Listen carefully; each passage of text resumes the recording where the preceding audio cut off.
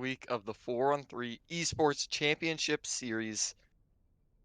We're here with another exciting match, as always, as is tradition, of 4-on-3 Havoc versus 4-on-3 Riot. An in-house match, you might say. I'm SS Boatname.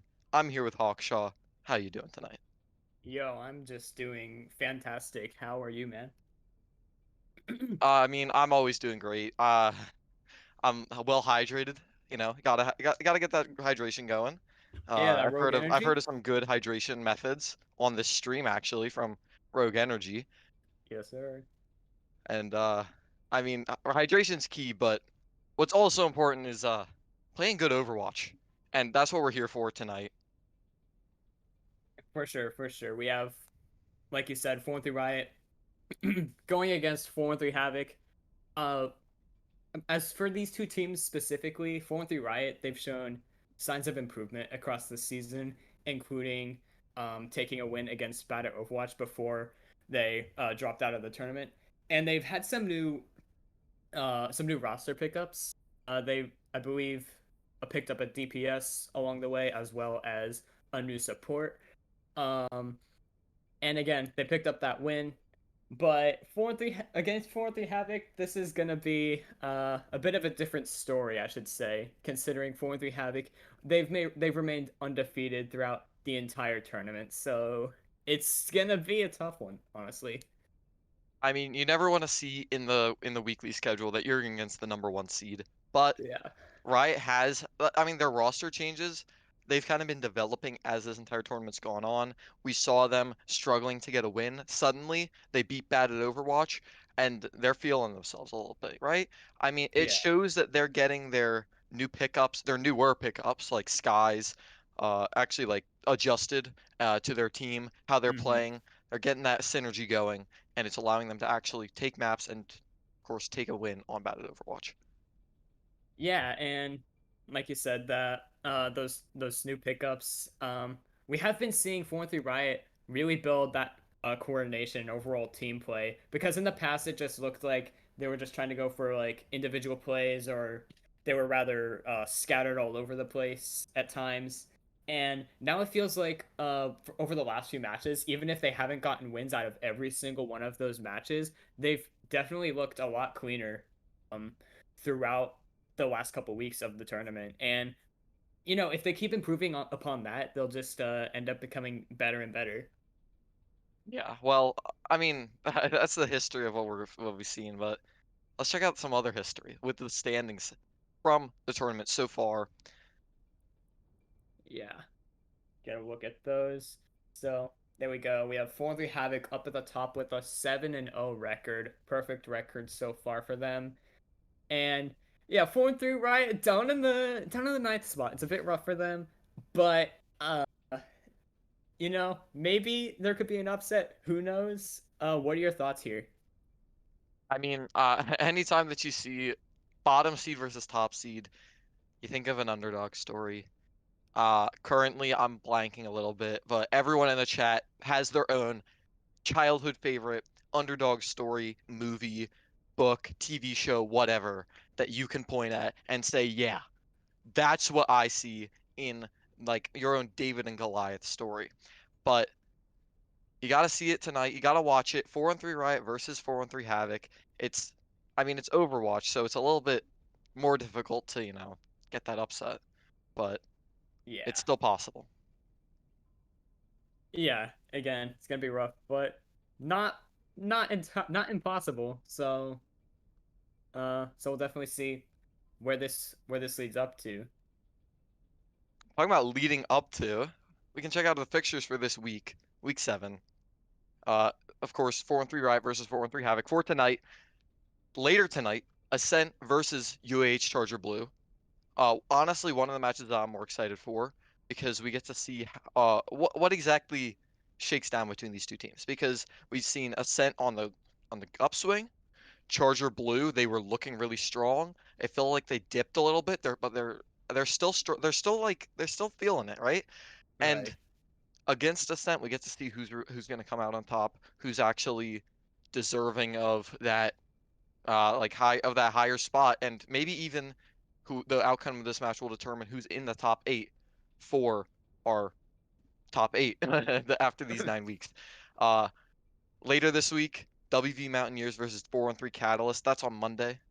Uh, Actually, one of the more interesting matches because WVU very strong last season. This season, they've looked powerful. They're still number 2. Catalyst, it's still hard to evaluate them. They're beating teams and they're getting crushed by some teams.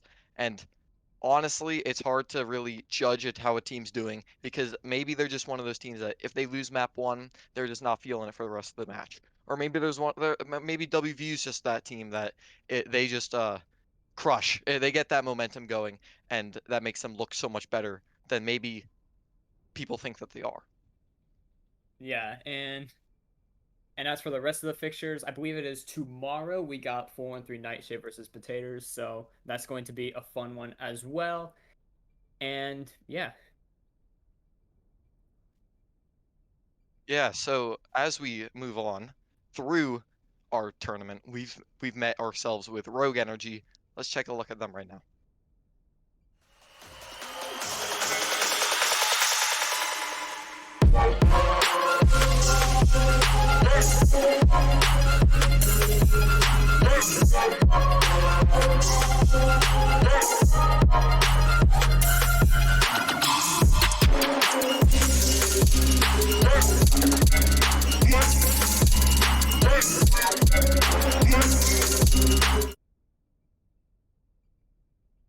Now, when you see those Rogue Energy kits, you think to yourself, how do I get myself in touch with that? Of course, there's the code 413 Esports for 10% off your purchase at rogueenergy.com. But right here in the stream, keep watching it, get your channel points, win your predictions, guess correctly. Just be an absolute savant. Figure out exactly who's going to win with your statistical brain that I know every Overwatch player has. Get your channel points, and you can maybe, if you build up enough, trade that in for your own Rogue Energy starter kit or maybe some 413 merch. yeah, and another good thing to point out is that once we hit 500 followers on this on the Twitch channel, I believe we're around 450 or something like that.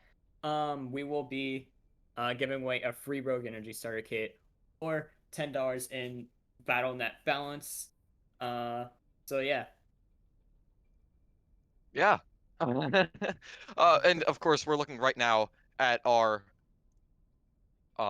standings for the tournament, and at the top we had WVU and Havoc, but honestly, vote. I'm more interested in a little more interested in what do you think? Who do you think is going to come out on top? Uh, as good as improved as Riot has looked, I'm saying Havoc. Just hands down Havoc. They've hit. Yeah, I mean, I can't ever argue with a Havoc prediction.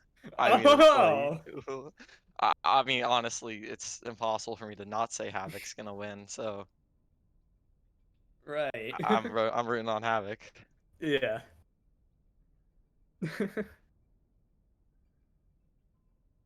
And of course, as we check ourselves out, looking at ourselves with our predictions, we can take ourselves into into the match after a short break, I believe, and really check out actually who I mean, we predicted the same thing, but actually if Riot can bring it out, prove us wrong, or if Havoc's just a dominant force in this tournament and continues to be. Yeah, and you know, uh, I can't go against my own predictions. I do think Havoc is definitely going to come out on top here. They've just been so successful throughout the tournament. I don't see them stopping anytime soon. Um, putting up fights against the stronger teams as well as pummeling down the weaker teams, and I don't expect anything different really. Yeah, well, of course, you have to stick around, watch, and learn. We'll catch you after a short break.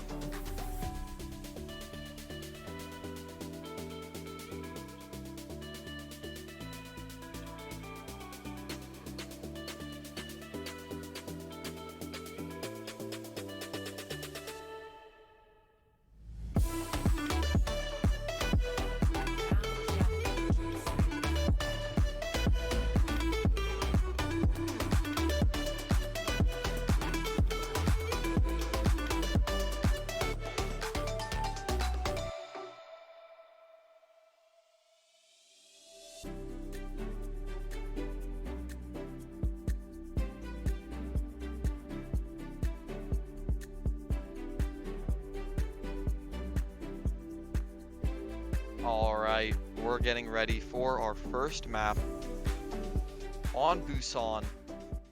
And I mean, I'm pretty excited. We're getting here.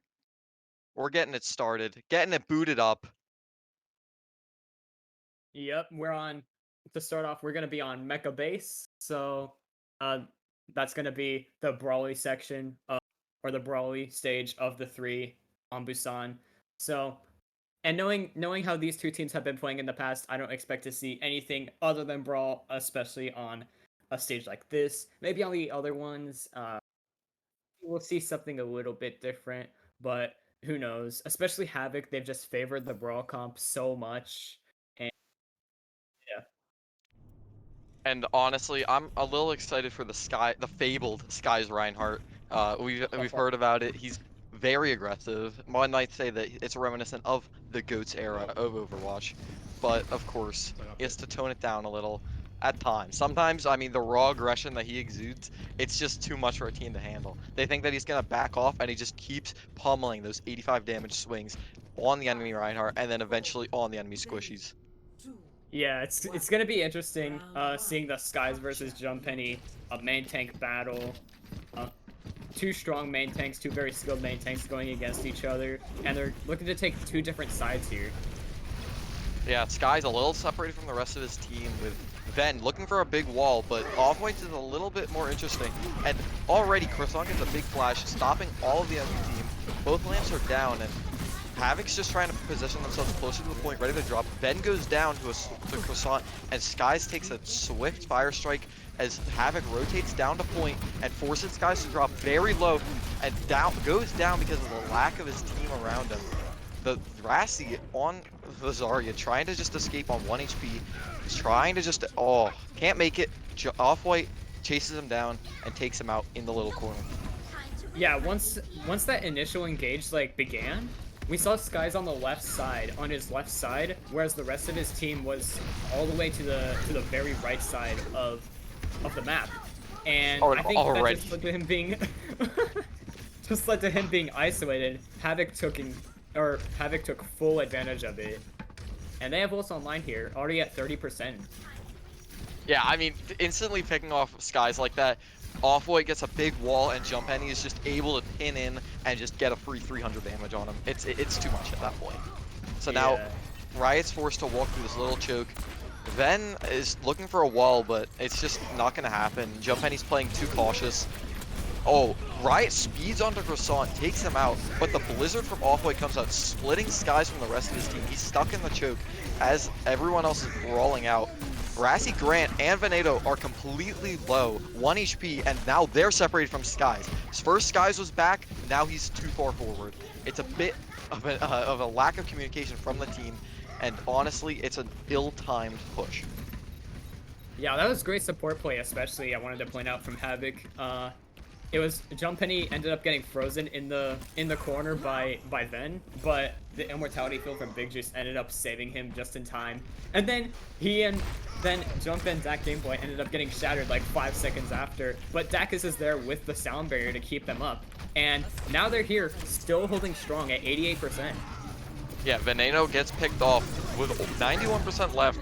He's not really going to be able to come back, but Riot's able to dump in all their ults. Dak Gameboy got an E, but I mean, Riot still has to touch.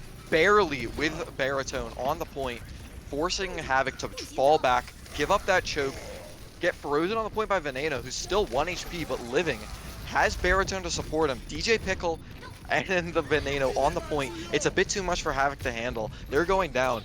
Tanks are back in as well for Riot. It's almost impossible to come back from that with just Dacus on Lucio. Yeah, they gotta fall back. They gotta regroup. Yeah, they got it to 99. Yeah, that was a good Blizzard from Ben. It froze up Jump Penny and one other, I believe it was Off-White. And I thought it was gonna go wrong for Riot, seeing as Ben was on 1 HP alone on the point there. But well, I was wrong. So, and now. I mean, yeah, it happens. Yeah. Jump Penny, they're allowed to get through the choke. Sky's on the ball. He's just not able to hold as close. And Mimi's on Moira, which just really limits what this team can do because Havoc's still on the full brawl. Becomes a very quickly for Havoc, and Jumpany's half.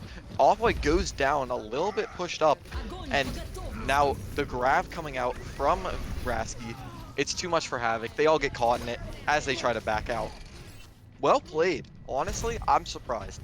Sky's on ball. I didn't think that they would be able to hold that very well, but Rasky was very capable in backing up, giving Havoc the space, and then really collapsing on them as soon as they got the point. Yeah, it's a very interesting comp because, you know, they had to come back on those fast heroes to get to the point when they were fighting at the 99%, and they made it work out, and now 65% acquired for 4-3 Riot here as the fight begins once again. Yeah, Beat comes in to save Skies. Off-White is caught in some mines. Barely survives with the use of his wall, but that Game Boy gets a big eat. Off-White returns that blizzard that got eaten with one of his own. Rasky Grant gets caught on Havoc's side of the point, and it's still Havoc's down all the players. Going up to 90% for Riot, they're gonna have to struggle to touch this point. Yeah, Mimi using that coalescence a bit of an interesting one, but now Havoc, they're trying to get to the point, but Jump Penny, he ends up going down. Dacus, who did kill off Baritone, he's going low. Croissant, though, with that Deadeye kill onto DJ, he's trying to turn this fight around as he takes down both DPS on his own, or rather with that window. But there's another 2 kills for him, and Skies is off the map. Yeah, Skies dropping off there, not exactly what his plan was, but Croissant really clutched up in that final fight. He picked off both the DPS for Riot and a tank and a support, full on 4K. Allow them to turn it and bring it back, even though they were down about, I believe, 2 whole players as they walked in. Yeah, very clutch play from Croissant. Not anything out of the ordinary when it comes to a player like him. Just so clutch on that DPS role. And now we're going to downtown is what it's called. So we might be seeing some different compositions. You know, the dive compositions are more favored on this one, but you could still play Brawl. You could just play whatever you want, really. We'll see what these teams go with. Yeah, Skies on the ball. Interesting way to roll out. I mean, the ball plus the Echo, if they can ever get a good engage, they can just slam, plus the sticky bombs just absolutely burst down a target. But Havoc's able to just take the stairwell, kind of use the cover, they have access to the point, and the rest of Riot, yeah, Veneno gets caught out in the open air, no real barrier to protect them. Rasky, DJ Pickle, completely offsides, no supports for them, and Mimi, anyway, gets just hunted down with the pin and taken out by Jumpany. That was a rough fight. They just couldn't, I mean, it was hardly even a fight. They didn't have the shield like Jump, and Skies didn't really go for a hard engage that entire time, so Croissant was able to just pick off some very key players. Yeah, like you said, Skies, he ended up going around the point and rolling through them like one time, then the rest of his team ended up just getting melted. The ball Zarya is, I think, something new we haven't really seen before from 4-3 Riot. Hasn't worked out for them so far, really, as Havoc, they're staying on what works best for them, this Brawl comp. Yeah, Skies, yeah, tries to go in, but as he goes in, window fire strike from Jumpany takes out Mimi, completely destroys their healing. Croissant just to clean up onto Verita. It's kind of rough. It's looking rough for Riot, but they're coming up on ults. They have Grav coming up. Skies goes to Reinhardt. I like that swap. It's allowing them to actually fight rather than waiting for the ball to engage, because honestly, Skies was not getting the value that he wanted. Off-White and Croissant were just completely burning him down. He had no HP to engage. Yeah, Skies on the Rhine will allow Riot to take a full-on brawl against Havoc. Unfortunately, they don't have that Lucio, but Baritone does commit the bout, but it doesn't really matter with Croissant killing off DJ. He does get res though, and now a fight occurring on the point. Jumpany taking a nap, but Skies off the map. Typical Skies going off the map. Jumpany going in, chasing after Rasky Grant as Ben goes down to Off-White. Yeah, cleaning up. Interesting beat from Dacus. Looks like he was just trying to keep Dak Game Boy in his mech, keep him alive, because going down into final fight, he doesn't think that he'll need it. They already have Window, plus Shatter, plus Bomb, but they really want to just keep their D.Va alive. And Now, Riot's has to rush this point. Skies is just alone with his Oh entire no. team flattened, and a Nah. 5K bomb from Nah, that dude. Game Boy. Oh my god. What a combo from Jump and that Game Boy. The bomb shatter. That Game Boy ends up finding 5 with it. Oh, Yeah, that's tough for Riot. That did not look good for them. yeah. You'd almost think that it was you'd almost think it was a little too coordinated from Havoc with that bomb Yeah. shatter.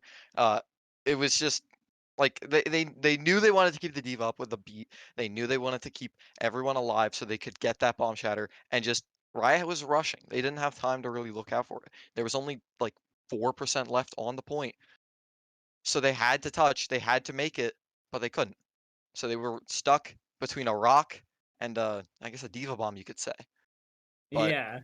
we get to see in this next map coming up after a short break if they can bring it back on hybrid. Yeah, we'll see what they end up picking. The brawl it didn't work out for Riot. Um so I'm not sure. I'm not sure.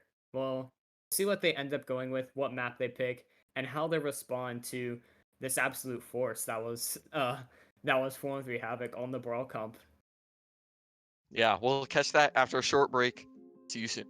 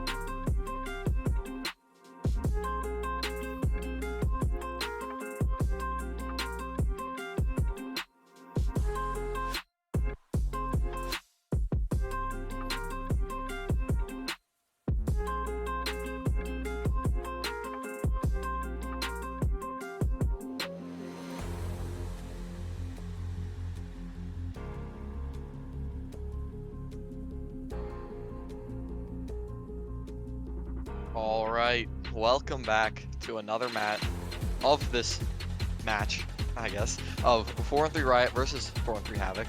We're going into hybrid. Blizzard World was the pick from Riot because they lost that first round.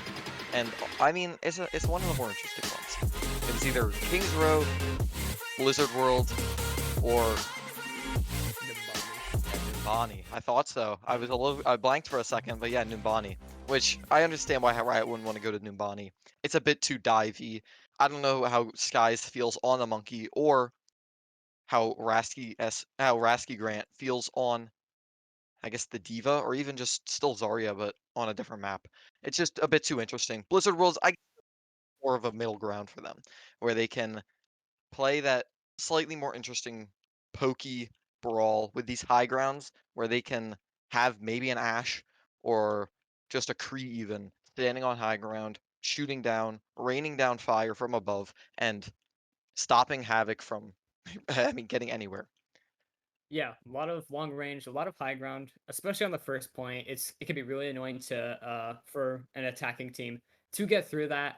But we'll see what Havoc rolls out with. They could just go brawl and just run straight through it and not care. Just yep. Yeah, so we look at it, and like I said, that Ashe, no mercy pocket for Veneno. Unfortunately, the mercy pocketed Ashe. If you've ever seen it, if you've ever heard about it, if you ever Attackers played Overwatch, incoming even, in 30 uh, seconds. it's a force to be reckoned with. It just does so much damage. Dynamite just completely dominates. Any headshot just puts someone to near death. It's too difficult to deal with. And the Junkrat's a little bit more interesting from DJ Pickle. I know he likes Junkrat, but I mean, him being able to spam down would be nice, but Blizzard World's kind of open. There's a lot of Five, very four, wide corridors to walk three, through. two, Yeah, I'm not sure about the one. Junkrat pick. Attackers It's like you said, it's very open. Uh, not typically something that you'd want to see if you're a Junkrat player. You want those enclosed maps. That close quarters combat. English is hard, but he ends up finding a pick onto Off-White. So, and now Yeah, Havoc, and they're, they're guys, they're stuck in the small room. So, yeah, what's guys, guys comes in from the back. He started off split from the rest of his team. They were on high ground and he sat on point, and he came in, charged in to just pincer, I guess. It's an interesting pincer having a Ryan back there, but it works out. He doesn't take enough damage to die, but Havoc's forced to retreat after Off-White gets taken out. So yeah, what was I saying about enclosed spaces? I forgot about that one. Right next to where Riot is standing. Maybe Havoc doesn't want to really walk through there. Oh, they go for it again. Oh, but only jump and he goes up there. Charges through high ground. All the way to point. Interesting rollout. Guys is caught out with only mercy heals. Goes down because of it. And now it's Veneno in completely open area getting swung on by Jump Eddie. Taken out. Sweetbread trying to fly away. He's caught on the point, taken down as well. And it's just DJ Pickle spamming from the back. He can't last very long. He doesn't have the support to keep him up. Yeah, and they've finally broken through their defense. Ultimate's coming online for both teams, but look at this. Havoc pushing really hard. They know Rassi Grant, he's kind of alone on this low ground. Mimi ends up going down as well. Grant ends up getting out and ends up getting support from the rest of his team. And Mimi does get res, so members are coming back for 4-3 Riot. Yeah, luckily Mimi can have that res, keep him alive. Keep him alive. And Oh my god! I mean, staying alive is nice, but Deadeye into Diva Bomb, take out this Baptiste. No more Immortality Field for you. Get a 3K bomb, completely clean it up. It's over. That's a fight. Now Havoc gets the position on the high ground, keeping Big Juice dancing on cart. Interesting. Yeah. And now Riot's forced to push through one of two staircases to just contest this high ground and force Havoc out. There's a flux coming out from Grant. Shatter from Jump Penny. Off-White getting that Dragon Strike kill onto Mimi. And picks are going both ways right now. Sweetbread though does end up getting that res onto Skies, and this is looking like a one fight for 4-3 Riot. With Off-White sort of being the closing kill on that engage. Yeah, the flux was absolutely enormous. Plus the Bob, it's very difficult for I mean, especially now with an Ashe, it's difficult to burn down a Bob. He's too much HP, and when it's Bob plus an entire team pushing at you, it's especially difficult. So now Havoc, I mean, they're allowed to take high ground. Riot's just not there. Havoc's still defending the stairs like before. Riot didn't position where they should have probably, but I mean, Havoc's down their supports, only coming in now, and they're still alive. They're still kicking on the high ground, completely uncontested. And there's Croissant with 5 picks, 3 of them coming from that Deadeye. Again, yeah, they just took that high ground for free, and Riot didn't really do anything about that. They were holding on the stairs like he said, and it didn't work out for them. I think a part of it may have been credited to the kill onto DJ Pickle. It may have been Riot panicking, just all like, oh crap, that's a lot of our damage gone, what do we do now? But, you have to at least try and fight that. Yeah, Croissant goes a little bit deep with Jump Penny and Off-White. Maybe they thought Riot didn't have the spawn advantage that they did. Maybe they thought maybe half of Riot's back at the new spawn, but they weren't. They all died pretty quickly before the point was actually captured. So they respawned, and they were all 6 were there. They just picked off Croissant, Jump Penny, and Off-White. But Jump Penny comes back swinging, completely gets a pin, and gets Sweetbread with it. Still fighting the shield war. Jumpany and Skies go down because of the double windows. DJ Pickle going for a big tire, but it just goes away. He popped it. I didn't see it die in the kill feed, so I'm assuming that he used it, but just hit nothing. Yeah. So, and it looks like not really too much has happened. Not too many picks going either way. Croissant did end up falling, but you know that spawn is so close, and that Bob is gonna come in from Off-White, gonna pressure up the shields from Skies and Grant, and DJ is gonna go down. Yeah, Croissant outflanked the DJ Pickle flank, came in from behind, flashed him, hit him with a fan the hammer, completely dominated. And now Jumpany is just able to pin in. It doesn't matter. There's not enough support for Riot to contest him. Forcing Rasky and Mimi back to the Mega Pack. It's a bit of an alleyway, but Skies is pushing back onto the backline with Off-White and Big Juice, but it's not enough. He goes down as well. And now it's just there. It's kind of stagger picks for Riot, and they're gonna struggle to retouch this point, especially Mimi using her immortality field at the end there. Yeah, Grant went down really early, so he's gonna be a bit behind the rest of his team. So Riot won't be able to get that full 6 until a couple seconds later. But there's a pick from Ben, but it's traded back as the shatters come from both teams. Yeah, a very early pickoff onto Off-White was big. Croissant used the Deadeye, tried to get a big one. I mean, just force all of Riot off the point, but DJ Pickle hit a clutch concussive mine, blast him away, and suddenly he wasn't able to see anyone from Riot, and he just had to drop it. Yeah, and if you're Havoc, you're still kicking. You still have 2 minutes left on this clock, and you only have to get it a few meters. That Game Boy has this self-destruct, and if it's anything like the ones we've been seeing throughout this match, then it's going to be a good one, and it should really open the door for Havoc. Yeah, Veneno's getting contested by Dak Game Boy right now. Croissant goes down, so now it's just Off-White goes down as well. But, I mean, when you're down 2 DPS, even a 2k bomb is a bit too difficult to come back from. Yeah, down just Jumpany alive. It's not enough for Havoc to bring it back. I mean, the bomb's flashy. You love to see the big 5k bomb, 2k bomb even. It's satisfying to watch, but it's not enough to turn a fight when you're already down so many players. Yeah, especially with that spawn advantage. And now, what was 2 minutes is now just a little over a minute.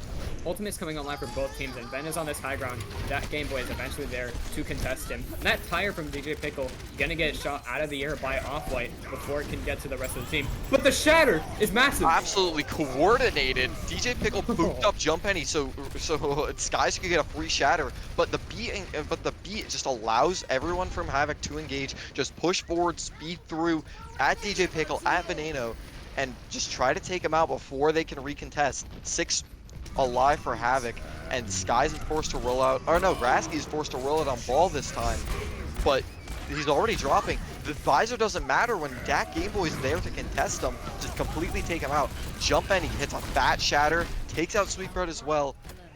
It's too difficult to come back from, and they're overwhelmed. So Havoc takes the 3rd point. Yeah, it's a bit rough. You see, that was such a coordinated combo from 4-3 Riot. The Ryan booped up into the air, and with the shatter coming down as well.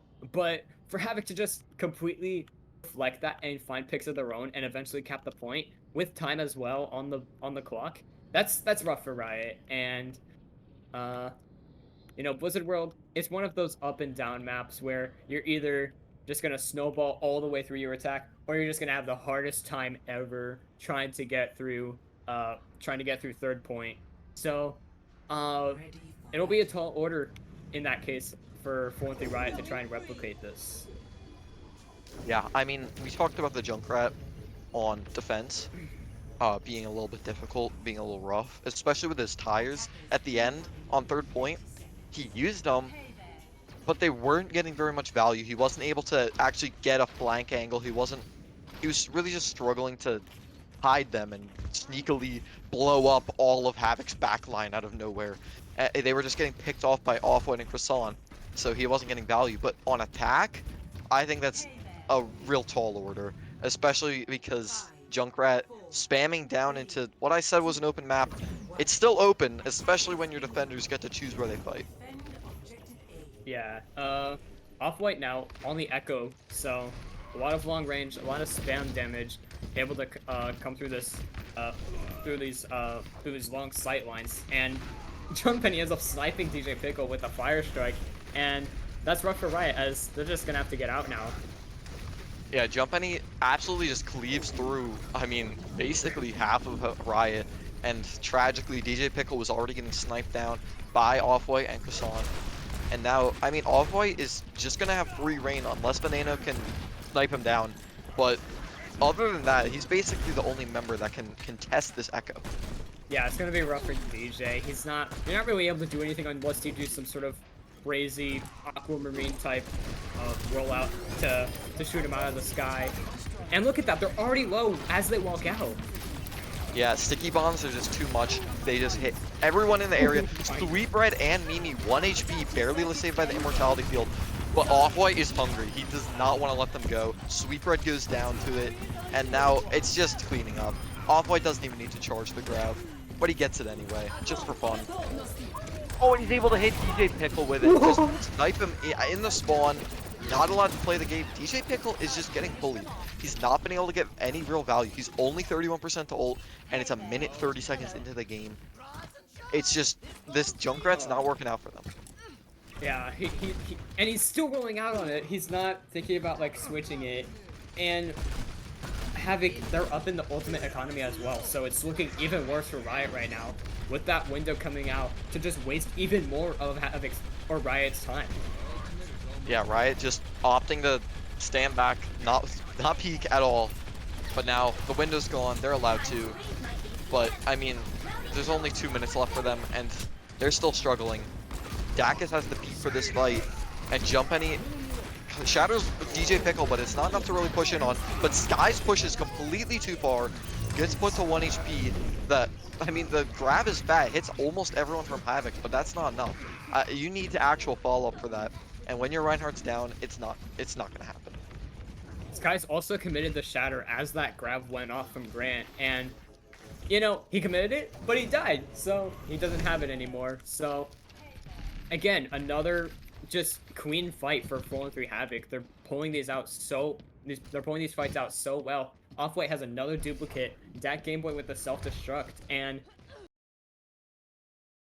it's been 3 minutes. Yeah, he's really been struggling to build up, especially with the Dak Game Boy defense matrix. But Jumpany takes a very aggressive angle, almost goes down, and gets completely taken out as Big Juice's Immortality Field runs out. Enormous bomb from Dak Game Boy, taking out exactly what he wants.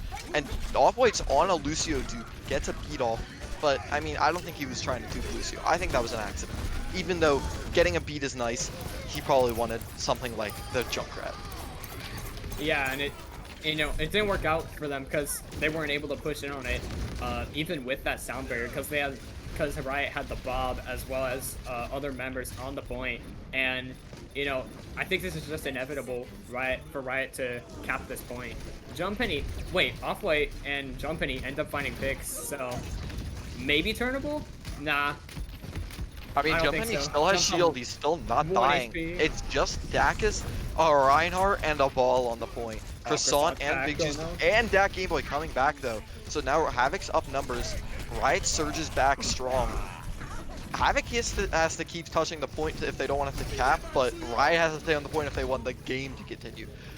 And already they're bunkering down on the point, trying to just stay alive. No one from Havoc's touching. Croissant gets two with the Deadeye out of absolutely nowhere from completely behind. And they're able to clean it up off of that, as, I mean, Riot has no real support. Oh my god. He went all the way around the shed thing with that Deadeye and just ended up finding picks? What? How does Riot allow him to just do that? Croissant just cannot be stopped, and that's another convincing win for 4-3 Havoc. They're gonna go up 2-0. Yeah, Blizzard World didn't work out like Riot had intended. That Junkrat, honestly, I feel like Kings Row might have just been better for it.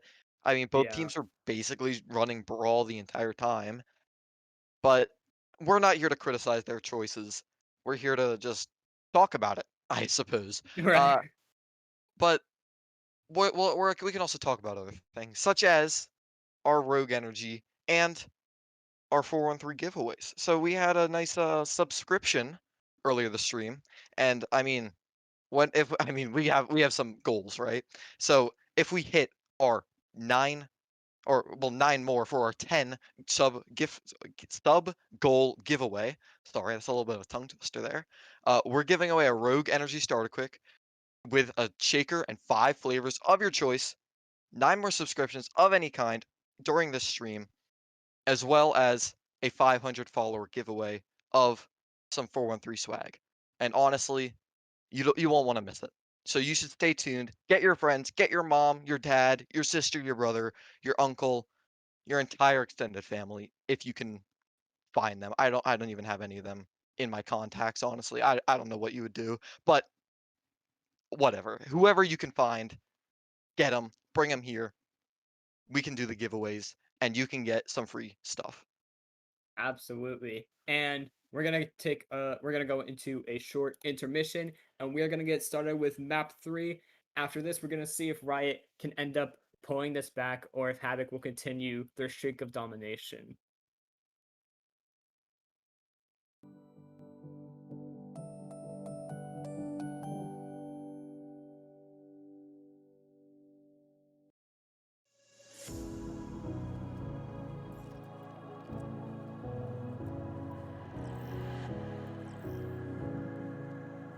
Welcome to We Are Ready for Battle.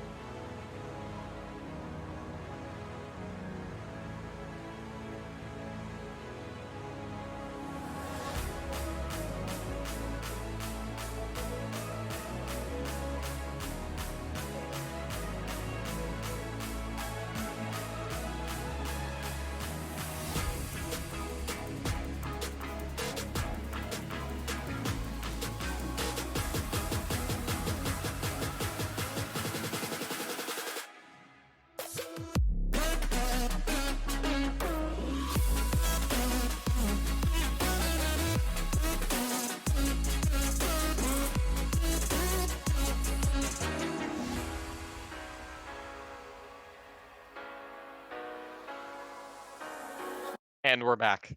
Like we said, we would never leave you. We're back for some more Overwatch. Another map of 4-3 Riot versus 4-3 Havoc. So far, Havoc's looked kind of dominant. A little bit, what along the lines of what we expected going into this. Uh, Skies has been aggressive, and I mean we've seen the classic picks from both teams. So I'm not too sure what Rialto is going to change up about this.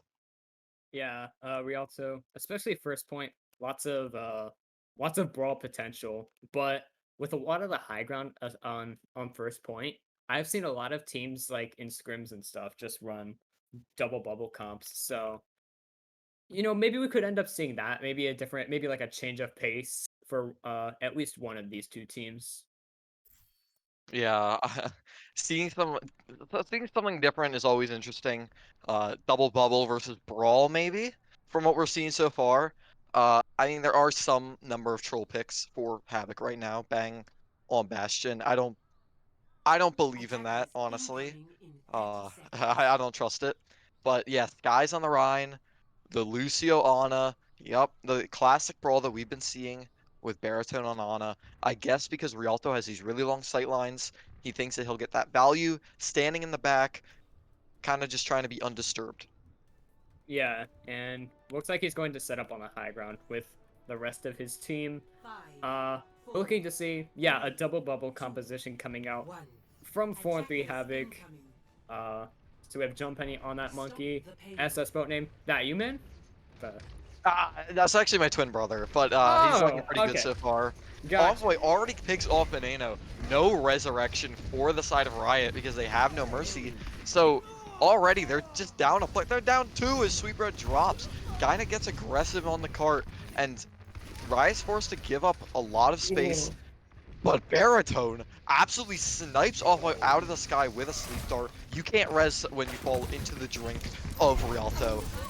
And now, I mean, it's a nice pickoff and all, but Riot was already down 2 members. It's difficult to come back from as Havoc just continues pushing the cart, gets everyone just swarming onto people like Rasky Grant, and yeah, Jump Any jumps in as his name would imply, and just is able to cleave through, absolutely go aggressive, go and absolutely monkey on him. Almost already has Primal, which is very fast, but he'd love to see it against the Falcon. I love this aggression from Jump Penny. He already built the primal and sends guys into the water. Love it. Love this aggression from Jump Penny. He ends up going down for it, but Yeah, Havoc, love the aggression. Love the aggression. He goes a bit too far after sending guys into the drink. but Riot does, or Havoc does end up capping though, and that's a mighty time bank for Havoc to get to the second point. 5 minutes on the clock. SS boat name has that graviton, and Emily is about to build that nano boost. Yeah, I mean, Havoc is pushing the cart. They're not on it right now somehow. Rasky gets absolutely dropped by Jump, and he didn't. Maybe stood a bit too close to the corner, and just the jump from Monkey, the little bit of knockback sends him off. DJ Pickle gets picked off, and I mean, double hit scan versus Far is nice, but suddenly now it's single hit scan, and it's just a 1v1. And Off-White's coming out on top, takes out both the DPS for Riot, just absolutely dominating on Farah. Havoc has 5 ults and is coming up on Primal a second time. Yeah, despite the double hit scan, there's not even a little bit of pressure put on this Far Mercy duo. Adamus and Off-White just working so well together. And there are 5 ultimates on the side of 4-3 Havoc. No one's on the cart right now though, so Skies gets a bit greedy with a shatter, gets blocked by the Zarya bubble, and Jump Any is just able to go completely Primal Rage onto the enemy team. Gets caught in grab, but I mean, when you're caught in grab and the enemy team's caught in grab, a barrage certainly helps to break the tension and just absolutely clean up. But Riot still has so many picks on this fight. It's just tanks and an Ana for Riot. And yeah, Havoc's forced to just completely go off, reset, and come back a little more level-headed and even as they try to push this cart past the second point. yeah, and as that fight was happening, there was a good bit of it where Bang, he could have maybe dropped to the payload, but he was using that Deadeye. No one was on the payload for like half of that fight, and by the time they got onto it, it was too late, and Havoc lost picks. Now the Nano Farah, now Off-White has a good sight line to potentially deal some damage.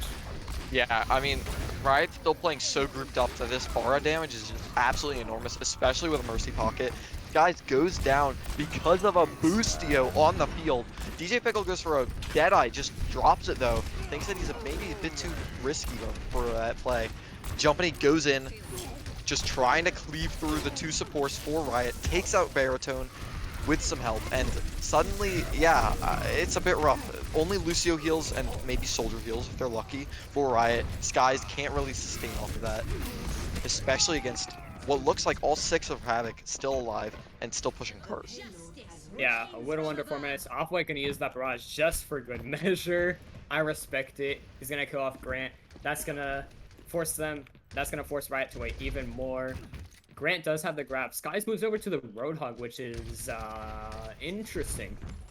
He's not happy with jump ending. He does not like jump ending disrespecting. He already misses a hook though, which is a little unfortunate. But yeah, jump ending has the primal rage again. Just gets to go aggressive onto Baritone, and maybe even Sweetbread just completely try to dominate them. Bang, uses High Noon, I guess, for just a reload. And yeah, it's just cleaning up Rasky and just cleaning up the rest of Riot. It's coming into final fight, and it's just gonna be a difficult touch for Riot. Yeah. As good as the Roadhog might be against the Winston, I don't like it considering you're going against an Ana, a Pharmercy, a McCree, all to just farm you completely. He does end up killing off Bang though, so this is a start for 4-3 Riot.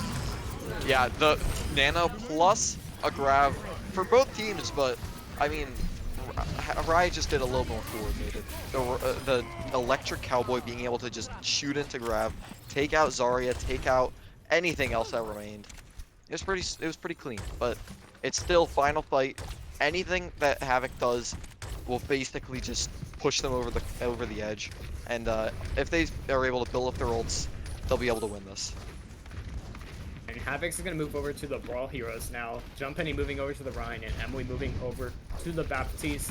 So, yeah, they're gonna want to get up close and personal. Bang ends up just barely being saved by the Immortality Field from the hook, and Skies ends up going down. Yeah, that's unfortunate. Getting your hooks off is nice, but you gotta hit all your shots just to be able to clean up the kills. And when you're able to do it, you get burnt down by the fan the hammers. And DJ Pickle almost clutches it out a little bit from behind, a big flank, but no one was able to touch. So, I mean, it's nice to get kills, but you gotta be able to hit the cart and actually contest it. Stop it from going over the edge. Almost 2 minutes on the time bank for Havoc. That was pretty good. They only lost a few fights in there, and I mean, being able to steamroll that first point is absolutely enormous. That first little bit of a choke, that archway at the end of first point is very difficult to push through, and Havoc was able to just breeze through. Yeah, in comparison to third point, I'd say first point for Rialto is definitely the hardest of the 3 points to get through. And the fact that Havoc was just able to just steamroll right through it and end up getting the last two to get that little under 2 minute time bank, that's really good for them. And now looks like they're gonna be going out with the Pharmercy once again on the defense. Yeah, I mean, we can't always trust attackers' spawns. They're liars, they're frauds, they're cheats, and they like to bait us and make us think that they're gonna do something a little crazy. But this does look like an actual comp from Riot, to be fair. Hog and Ball with a Pharmercy of their own, and a Kree with Ana. Just trying to, I guess, beat Off-White in the air, because Ven Nano does not think that he wasn't really getting the hit scan value that he thought he could. So Off-White was just able to rain down justice from above, as far I might say. Yeah, this comp, Riot is gonna roll out with it, and you know, it's a recipe for chaos, whether it's good for Riot or not. We'll see how it ends up faring against this. Well, Off-White already winning that Pharah duel. Bang, gonna finish off that duo by killing off Sweetbread, and that's already a fight win for the Havoc. Yeah, it was a bit of a interesting fight win, especially. Off-White just got some mid-air hits, won the Pharah duel, and I mean, like, when you win the Pharah duel, that's you're up 2 players instantly. And I mean, it's the 2 most important members of your team. Skies goes for a greedy hook onto Zarya, but gets punished for it. I mean, he was in a rough spot either way. And Riot just needs to go for a full regroup and try to actually get onto the cart and start getting for real fights. But Rasky goes in and just kind of doesn't do very much. He uses a slam and goes and has to retreat. Yeah, now the Deadeye is gonna come out from Bang. He's gonna cancel it, I think. He does kill off Ben though. Ben has killed off the Pharmercy duo, I should say. That's great. In the back now is Jump, and he's starting it. He actually sent Skies onto the high ground as that Immortality Field is gonna be committed. Looks like Skies is gonna go for the spawn camp, but Havoc knows he's back there. He misses that hook. SS boat name does go down though, and there are people on the cart for 4-3 Riot. Oh my, What? Off-White just gets instant 2 headshots onto the Farmercy duo. He wasn't having it. He died once and decided, no, I'm done with it. Farmercy's fun, but I'm just gonna absolutely dominate. And now Skies is still in the back line. Cancels the res, which is nice, but he goes down for it. Yeah. And Havoc is still holding this corner with Brawl, which is exactly where they want to be. Skies has moved over to the Rhine, then onto the Genji. I think he's gonna be looking to contest Off-White on the Widow. He deflects the shot and kills Off-White. Instant domination, one might say. But Jump and he comes back with the Shatter, completely ignores Skies' shield. You'd think that he was still on Roadhog with that one. But yeah. That Valk is nice and all to run away, I guess. You usually don't want to be using Valk and then go to spawn with it. But when your entire team's dead, you're forced to, like Sweep Red there. Yeah, Sweet Red is gonna move over to the Lucio now to provide that speed boost for the Rhine to give them a better chance in this brawl. Baritone is almost at that nano boost as well, so there could be a bit of an opening. But SS Bonim is gonna commit that grab. There's so much damage with jumping, just swinging in. Company gets pinned back from Skies, a little bit of a late immortality field. DJ Pickle goes for a deep high noon. Maybe he got greedy, maybe he just didn't get the skulls off on time, but he goes down before he can draw. Yeah, very rough for him. And now under a minute left, and not really any progress has been made for Riot. They've passed like what, the second corner? Yeah, that was a very difficult fight. I mean, the grab was just made it impossible for them to stop the cart. And okay. The cart's still moving back, and Sweetbread jumps into maybe a little thirsty. A little thirstier than we expected this match. Stay hydrated, people. Yeah, it feels like Riot's a little thirstier than we expected as we came in. A big window just completely forcing Riot to stand back with only 15 seconds left on time bank. Riot has to stay on. Almost simultaneous shatters from these Reinhardts. But High Noon from bank takes out Skies, clears the cart. Only DJ Pickle and Sweetbread are able to touch. Rasky S. Grant is just not there. He's gonna struggle to just stay on. Yeah, he's getting very low. Looks like he and Sweetbread are going to be the last ones to touch. Sweetbread on 1 HP ends up going down. The blade from Ben. The grab gets shuts down the solo blade grabs. and the ball on cart, clearing cart. Only DJ Pickle can touch. Just absolutely cleans up Adam-esque. And now it's just Kakarot Emily and SS Boating on the cart. It's a little dangerous. Jump Any thirsty to say the least. When I talked about hydration at the start of the match, I wasn't expecting this. These teams obviously understood my advice, and they want to make sure that they're properly hydrated before they go to sleep, take a nap, whatever. And Kakarot gets cleaned up. SS Boatname running away, just trying to survive. And it looks like most of Havoc is coming back now. Barely. I mean, taking out 2 members, both Tracer and Lucio, that's enough to just allow the rest of Havoc to push on the cart. Jump Any forcing everyone back, and they don't touch. Well, that's an ending. Yeah, it looks like there were 3 people on cart, but Jump Any just started walking at Skies, swinging on him, scaring him back, and I don't know what happened to the other member. Maybe he went on SS Boatname, but they weren't there. They weren't in the range. Yeah, it was DJ. He went up trying to get the jump onto Boatname, but he wasn't on the point. He wasn't within range of contesting it. So yeah, that's pretty rough for 4-3 Riot, and that's going to be the match. That's going to be 4-3 Havoc taking it in a pretty dominant 3-0. So they're gonna keep remaining undefeated throughout this tournament. That's what they're 8-0 now. If this is week 8, then yeah. If this is week 7, then Yeah. week 7-0. I mean, whatever week it I is, don't know. that's their record. That's the easiest way to remember it, honestly. You can True. take that to the bank. Yeah. So now they go up 3-0.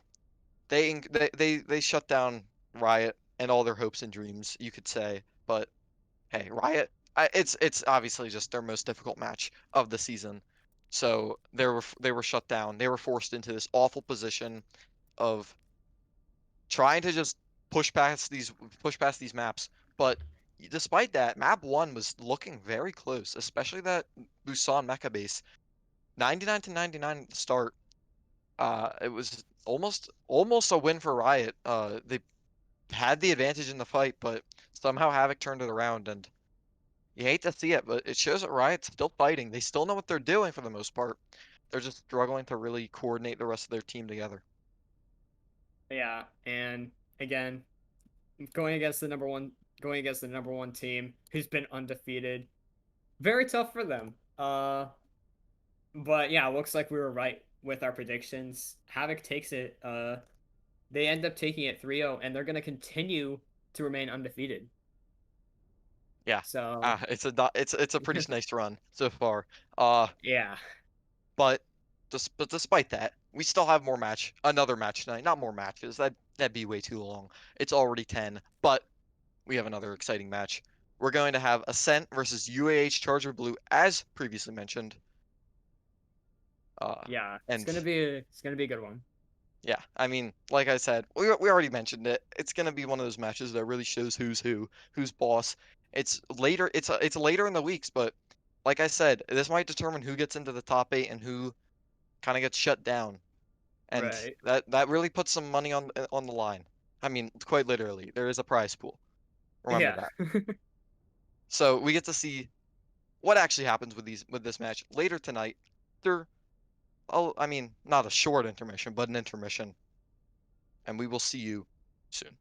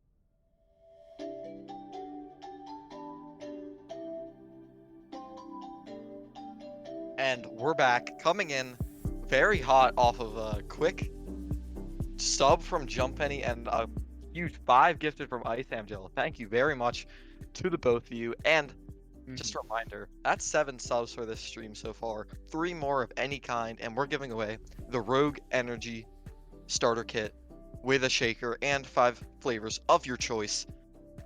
Very exciting stuff, Hawkshaw. How are you feeling? I'm feeling absolutely incredible. The subs came in absolutely huge, and I'm feeling good going into this next match. We're going to be seeing Ascent versus UAH Charger Blue. So going into these two specific teams, Ascent, they've been pretty up and down throughout the entire tournament, I should say. Sort of like in the mid-tier spot, if I'm not mistaken. But Charger Blue, they've proven themselves to be a pretty solid team. So if they can just keep up that aggression and just that overall coordinated play, then I think they could have a good chance here. What do you think? Yeah, I mean, coordinated play, that's what we're here for. That's what we love to see. And any coordinated play that you see, like a bomb shatter, like a junk concussive mine shatter. I mean, anything plus shatter is pretty interesting. But like, even just I'm just gonna mention another Reinhardt thing on accident, by the way. This is just, tank experience. A window fire strike, right? Anything like that, it's just so interesting to see. The coordination between any team, it's beautiful. It really leads to intense plays that you wouldn't see in a normal, boring game of quick play. But, or even comp. I mean, comp is just worse somehow. But yeah, comp is interesting. Yeah, those two, they're very interesting to say the least. yeah, So, and that's why we're not there. That's why we're here watching this right now. absolutely. So, I mean, from hot off their win, here we have Havoc, currently 8-0, with, I mean, they're up 18 maps, which, if you do the math, 8 times 3, that's 24. They've only lost 6 maps total, apparently, according to that, if I'm doing it right. Yeah. Probably, I hope I'm doing it right. I hope. Okay, I'm just gonna say I'm doing it right. 6 maps total lost, and Riot at the bottom, 1-6 right now. Still have another 2 matches to go. They can pull it back, and hopefully, potentially, edge themselves into the top 8. But we're not here to talk about them. That already happened. That's the past. We're here to talk about UAH, Charger Blue, and Ascent, number 5 and 6, both 3-3 with different map differentials though. UAH Charger Blue is up 2 maps, and Ascent is -1. But, like I said, Ascent is on the upturn. Somehow, they've changed something. Maybe they got some new player. Maybe they got some new coordination. Maybe they're just playing more. Maybe they're having more fun with the game. Whatever it is, they're on the upswing, and they're taking more maps off. They're winning more games, I think. And that's really going to lead into them potentially winning this against UAH Charger Blue. Yeah. And as it shows in the standings, these two teams, like you said, they're neck and neck with the different map differentials, though. So this will really determine who will be higher in the standings and who will drop down a little bit. So yeah, that's my take on it. I don't have much to say on that. Yeah, I hear you. I mean, at a certain point, you gotta let the gameplay speak for you. We're only Yeah. casters. I mean, brains don't do that much.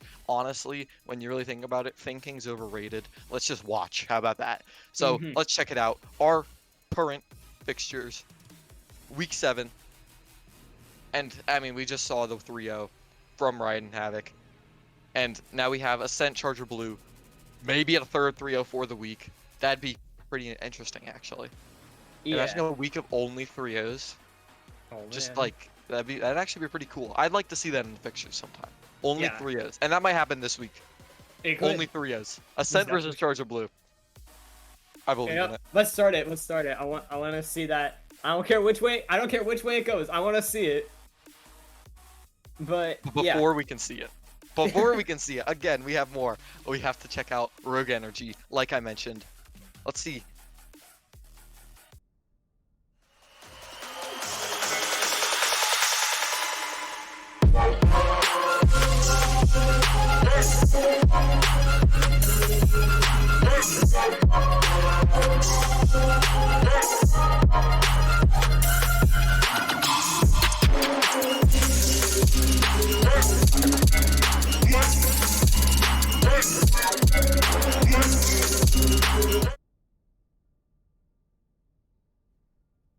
So here we are, back again, looking at some more power rankings.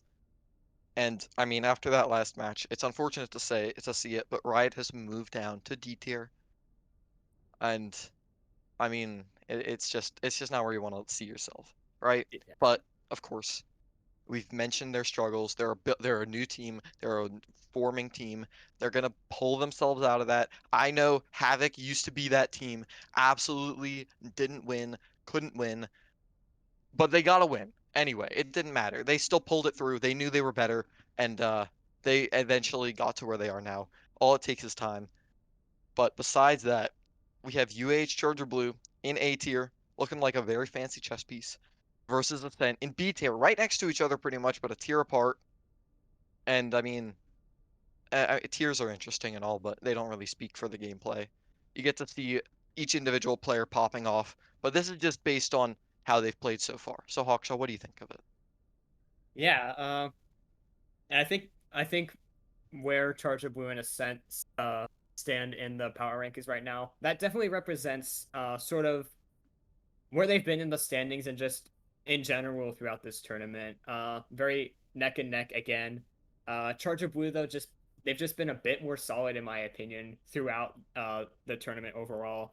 And Charge of Blue, or not Charge of Blue, Ascent, they'll need to step it up a bit and pull out a win from this game if they want to move up in those standings, move up in those power rankings. You know, Yeah, of course I know. Anytime. But I mean, we gotta officially predict, right? We can't just say, "Oh, this team's good and this team's good. Oh, it's gonna be a really good match, Hawkshaw." No, we gotta say who we think's gonna win. So let's get into that. oh Personally, man, I'm ready. I am Team Ascent. I've seen I've seen the chat. I've seen the predictions on Twitch. Right now, it's pretty intense. We're getting some real prizes in the pool. And as you know, if you build up your channel points, get your predictions right, you can get your own real life swag or like I mean, yeah, you can get your own real life rewards through channel points. And right now, it's pretty intense. Ascent's on the down of the predictions, which honestly pretty ridiculous. 3.57, 1 to 3.57 odds for on Oh, Ascent winning. oh, come on, Bo. I'm getting my channel points. I'm making the wise decision. I'm going with Charger Blue here. I'm getting those channel points, and I'm gonna get those. I'm gonna get those rewards and all that. I'm voting Charger Blue here. I Just for think that, they I'm have putting it. another 5,000 in. Okay. Oh, Just for I that, I'm put all putting another mine. 5,000. 14K. Okay, okay, Mr. 14K. I'm Mr. 15K. All right. So let's settle down there. Okay. But yeah, I'm pro Ascent. I think that they're kind of just going to be able to take it over, really, kind of easily. 3-0 Charger Blue, if you had to ask me. Just based on the fixtures so far, it's the 3-0 kind of week. Yeah, So I mean, no question, it's over. You should we just need to. honestly give over your channel points now. Man, we need to have one of those kinds of weeks. I think Charger Blue will come out with a 3-0. Okay. And that's all I'll say. All right. Well, I mean, we got to talk to our players then, because I got my Oh, man, you're right. Bazinga from Ascent. All right. I need to interview him. I need to bring him in here. So let's get into our pre-match interviews, why don't we? Uh-huh. Starting up, of course, like I said, Bazinga from Ascent. We need him. I need him. I need to talk to him. So why don't I steal him? Let me make sure that he's actually ready though, because Yeah. it would be No it'd be pretty worries. rude to Right. bring him in and not really like actually give him prayer warning. But I mean, I'm too hype. Okay, I'm Yeah. too hyped. I got a bit too hyped up. I knew that I really want to talk to him. I really want to hear from him and or them. I'm not sure. So let's bring him in. Yep.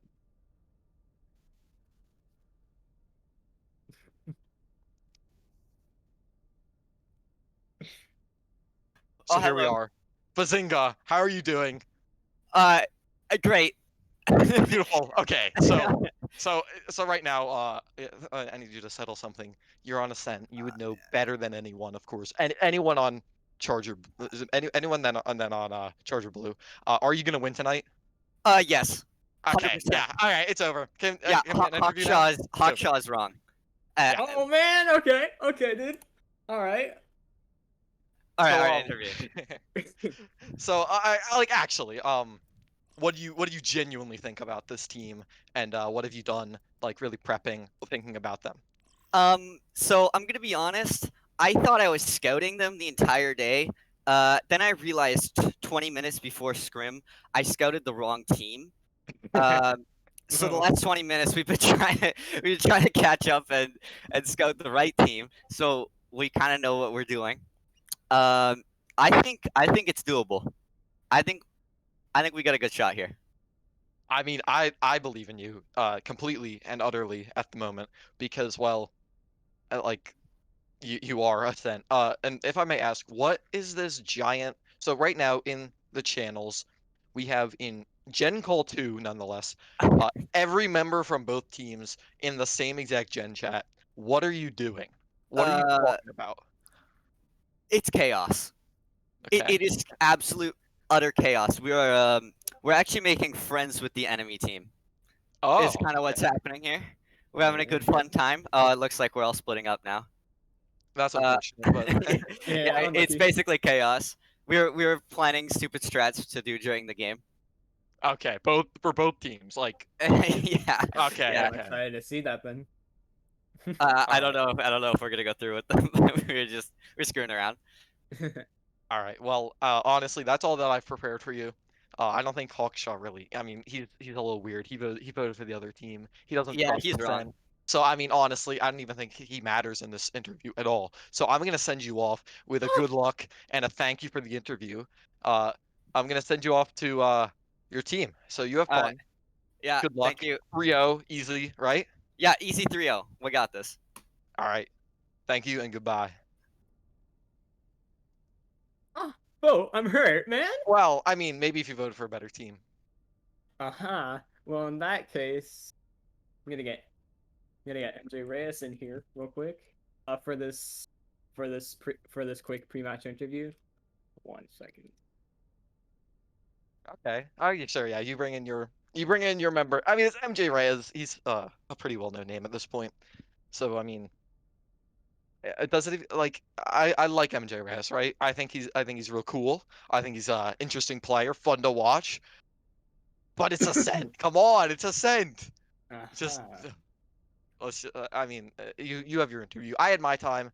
I'll step aside. I'll give you your chance to talk to your member and really, Oh, you're I so guess nice, like Bo.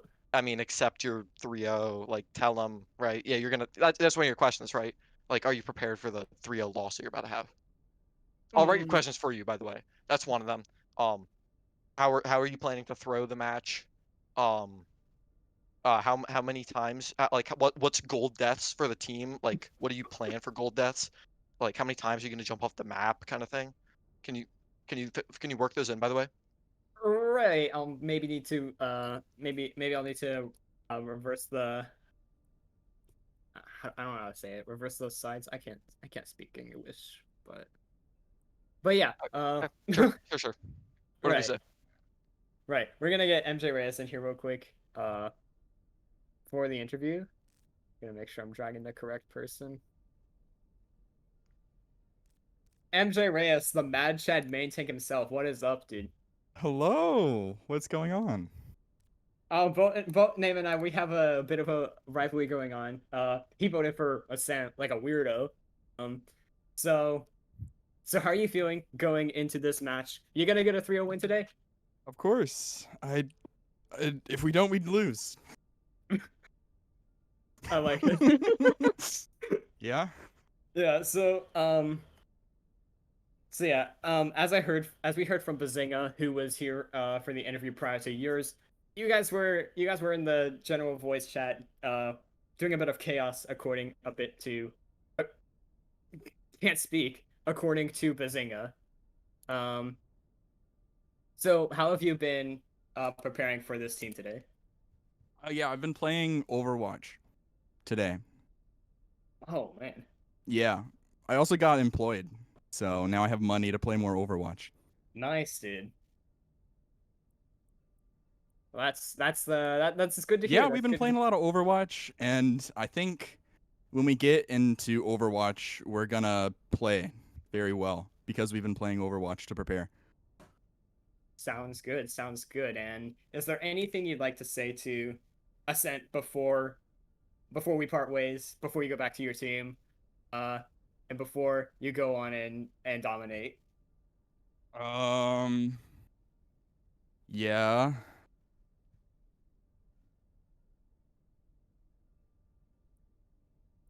Let's hear it.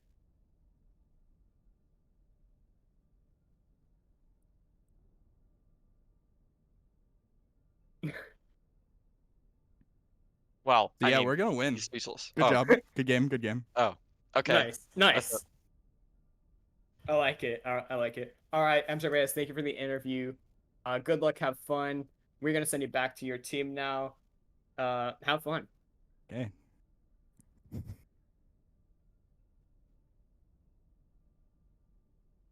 All right, so that concludes our pre-match interviews. Um, we're gonna go into a short break real quick to make sure the teams are ready and all that fun stuff, and we'll see you on the other side of that. Yeah, see you very soon, everyone. Very quick break, and we're going into map 1.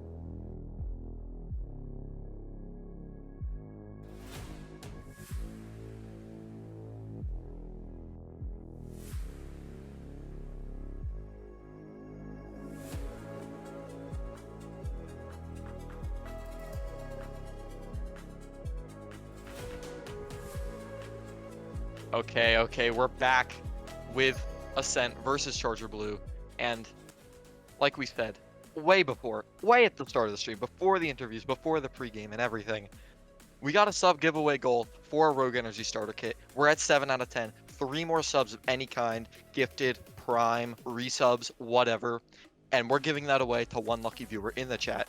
So stick around for that. But we got a match to play first. So we have Ascent versus Charger Blue starting out on Ilios. And honestly, I don't think I've seen these teams on Ilios. I've not scouted them very much at all, so that might do a little bit of that. But I have no idea what these teams are gonna roll out with, so I'm kind of excited. Yeah, it's been a bit since we've seen these two teams on Ilios. Interested to see what they're going to roll out on. Now, just make sure the teams are ready real fast, and yeah, we're gonna go in.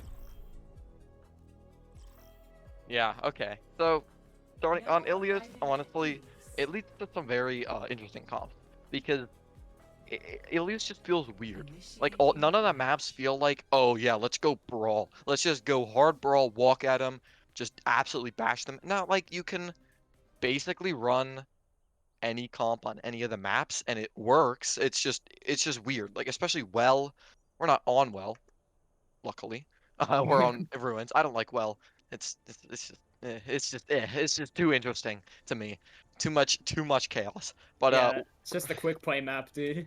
yeah, Ready for absolutely. And okay, double bubble with MT Blee and Omotofu with the very famous Echo Tracer.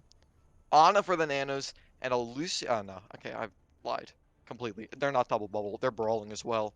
It's brawl versus brawl, but Emerald 37X on the Widow, here to just absolutely try to dominate, get headshot picks every fight if possible.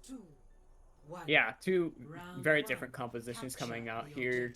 We're seeing the Monkey Diva with the Echo Tracer, Jinro on that Mercy, and we're seeing the brawl with the Widow on the side of Charger Blue. So looks like Emerald is going to be looking for picks, while Charger Blue is going to look to be brawling. Yeah, already. Ascent sees the Widow, chases her down, forces her to the other high ground, but there's still an Echo Wall. But gets away back to her team. Oh, the nade. Enormous anti-nade absolutely catches 4. Emerald 37X is in a bad spot, but Omotofu gets bursted down by the Diva. And now it's even fight. Emerald 37X drops as well, so now they no longer have to worry about that Widow. Jinro absolutely nuts res just behind enemy lines, saves Omotofu, but they don't touch the point. Luckily though, Omotofu is just absolutely cleaving through, destroying the enemy team because they're all grouped up, and the point won't stay with Charger Blue for very long. It's already swapping to Ascent, who's almost at a nano and a bomb. Yeah, and the initial move that Ascent did, I really liked it, just to get that Widow straight out of the way, and eventually they ended up winning the fight, especially with that res from Jinro. Absolutely clutch. Now Emerald is on the McCree, so it's a full brawl from the side of Charger Blue, and we'll see how that fares with the McCree going against this brawl comp. I think it'll be good to provide that stun for any flankers, and they just get the point for free. Yeah, Ascent maybe waited too long. I liked how they baited all of Charger Blue onto the point, but they waited too long to actually engage and contest the point. So now they're taking up percent for Charger Blue instead of for themselves. So even though they're dominating this fight so far, just absolutely crushing, they are less percent than Charger Blue is. So like they're still struggling to cap it. So it's basically a lost fight for them. It's as if Charger Blue had had the point the entire time.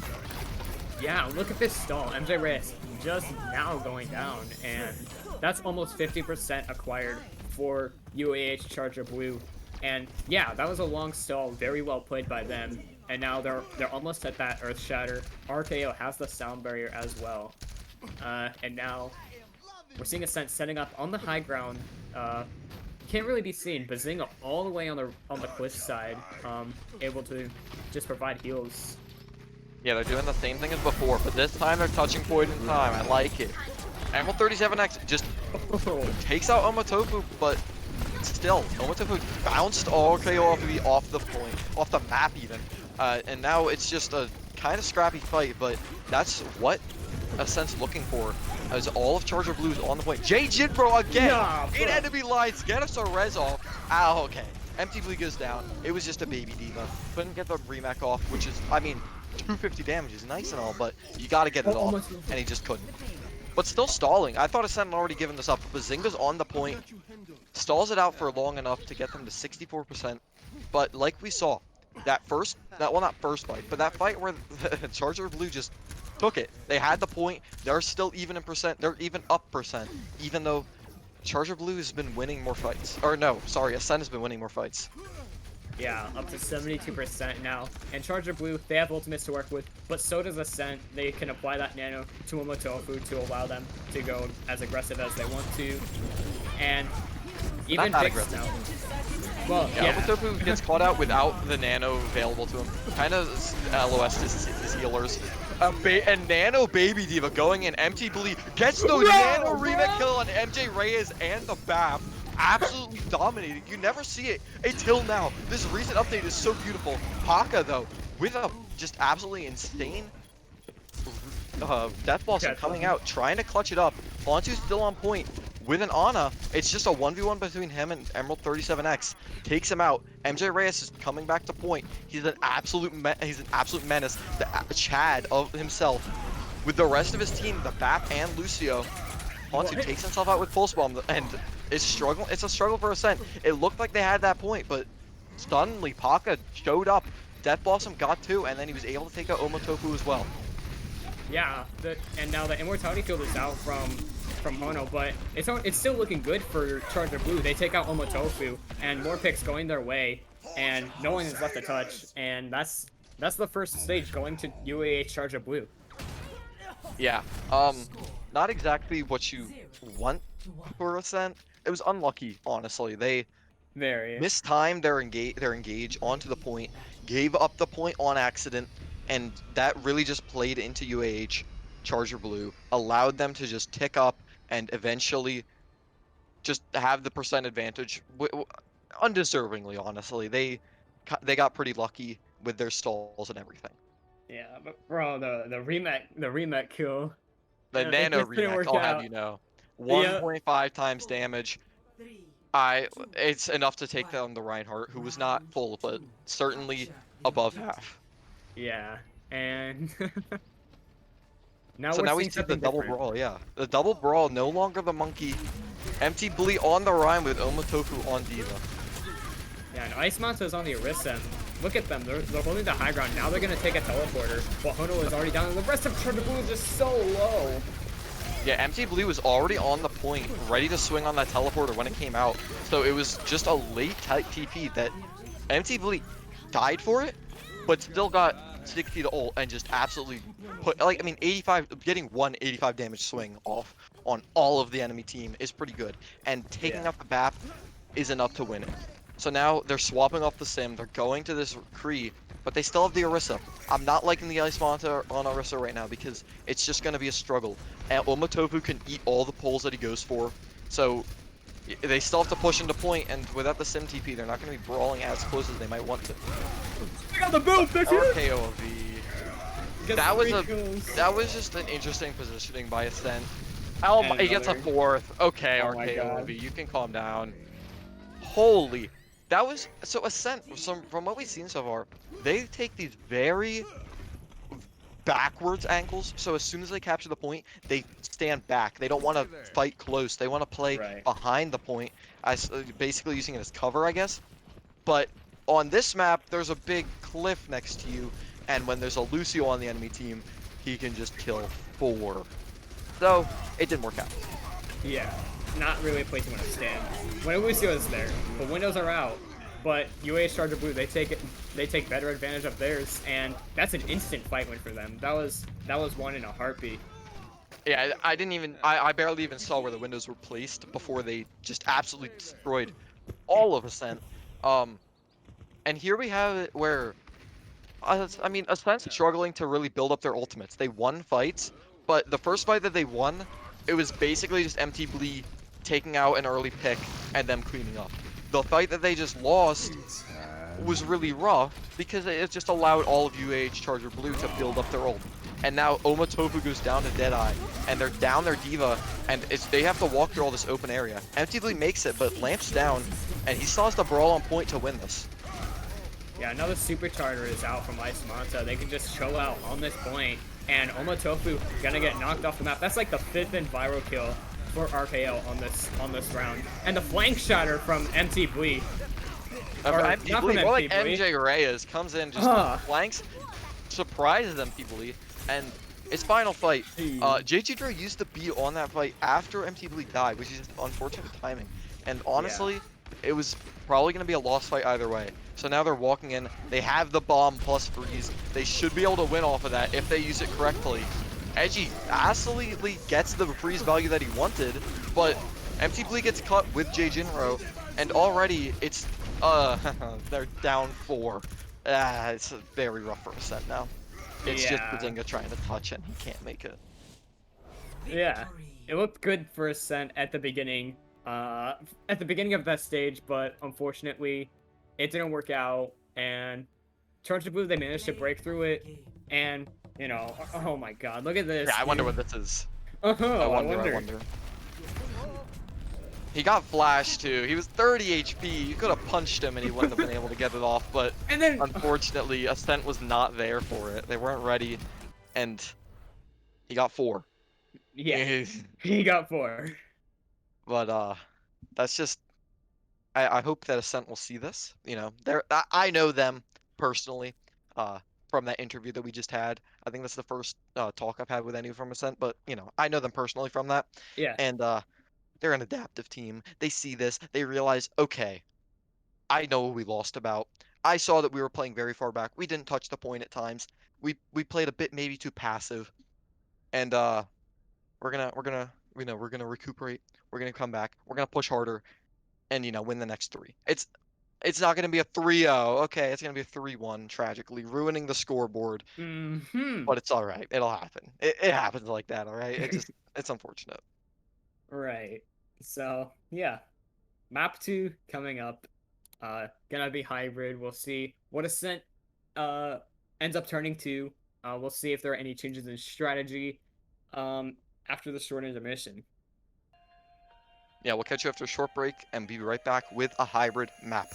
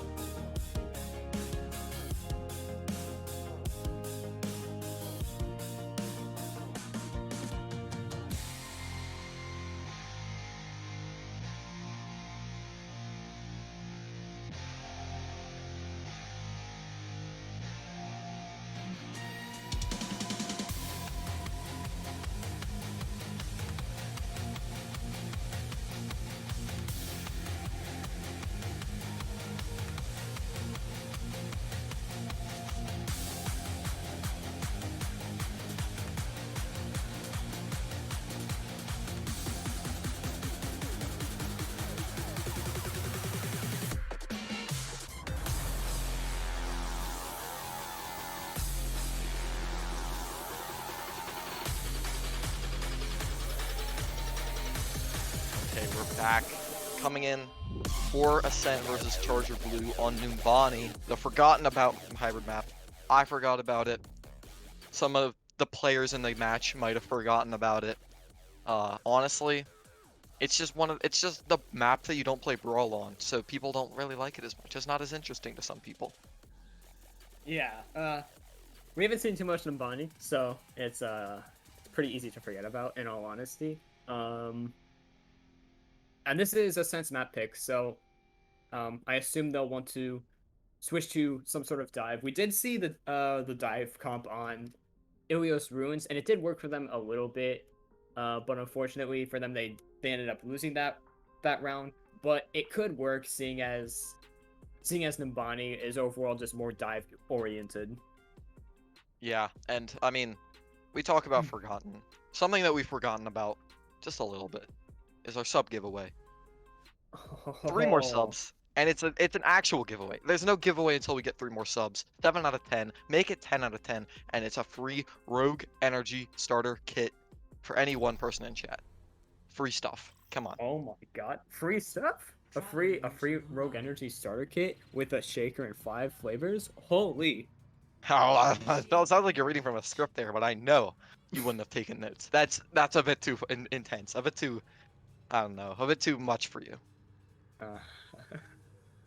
But yeah, Numbani. I mean, the point leads itself to some monkey, maybe some diva, maybe some ball, maybe some double bubble. But no matter what they pick, they're gonna end up having to push through. They're gonna have to actually play the whole map, hopefully. I mean, you want to see more Overwatch, and from what we see right now, it's looking like double bubble for both teams.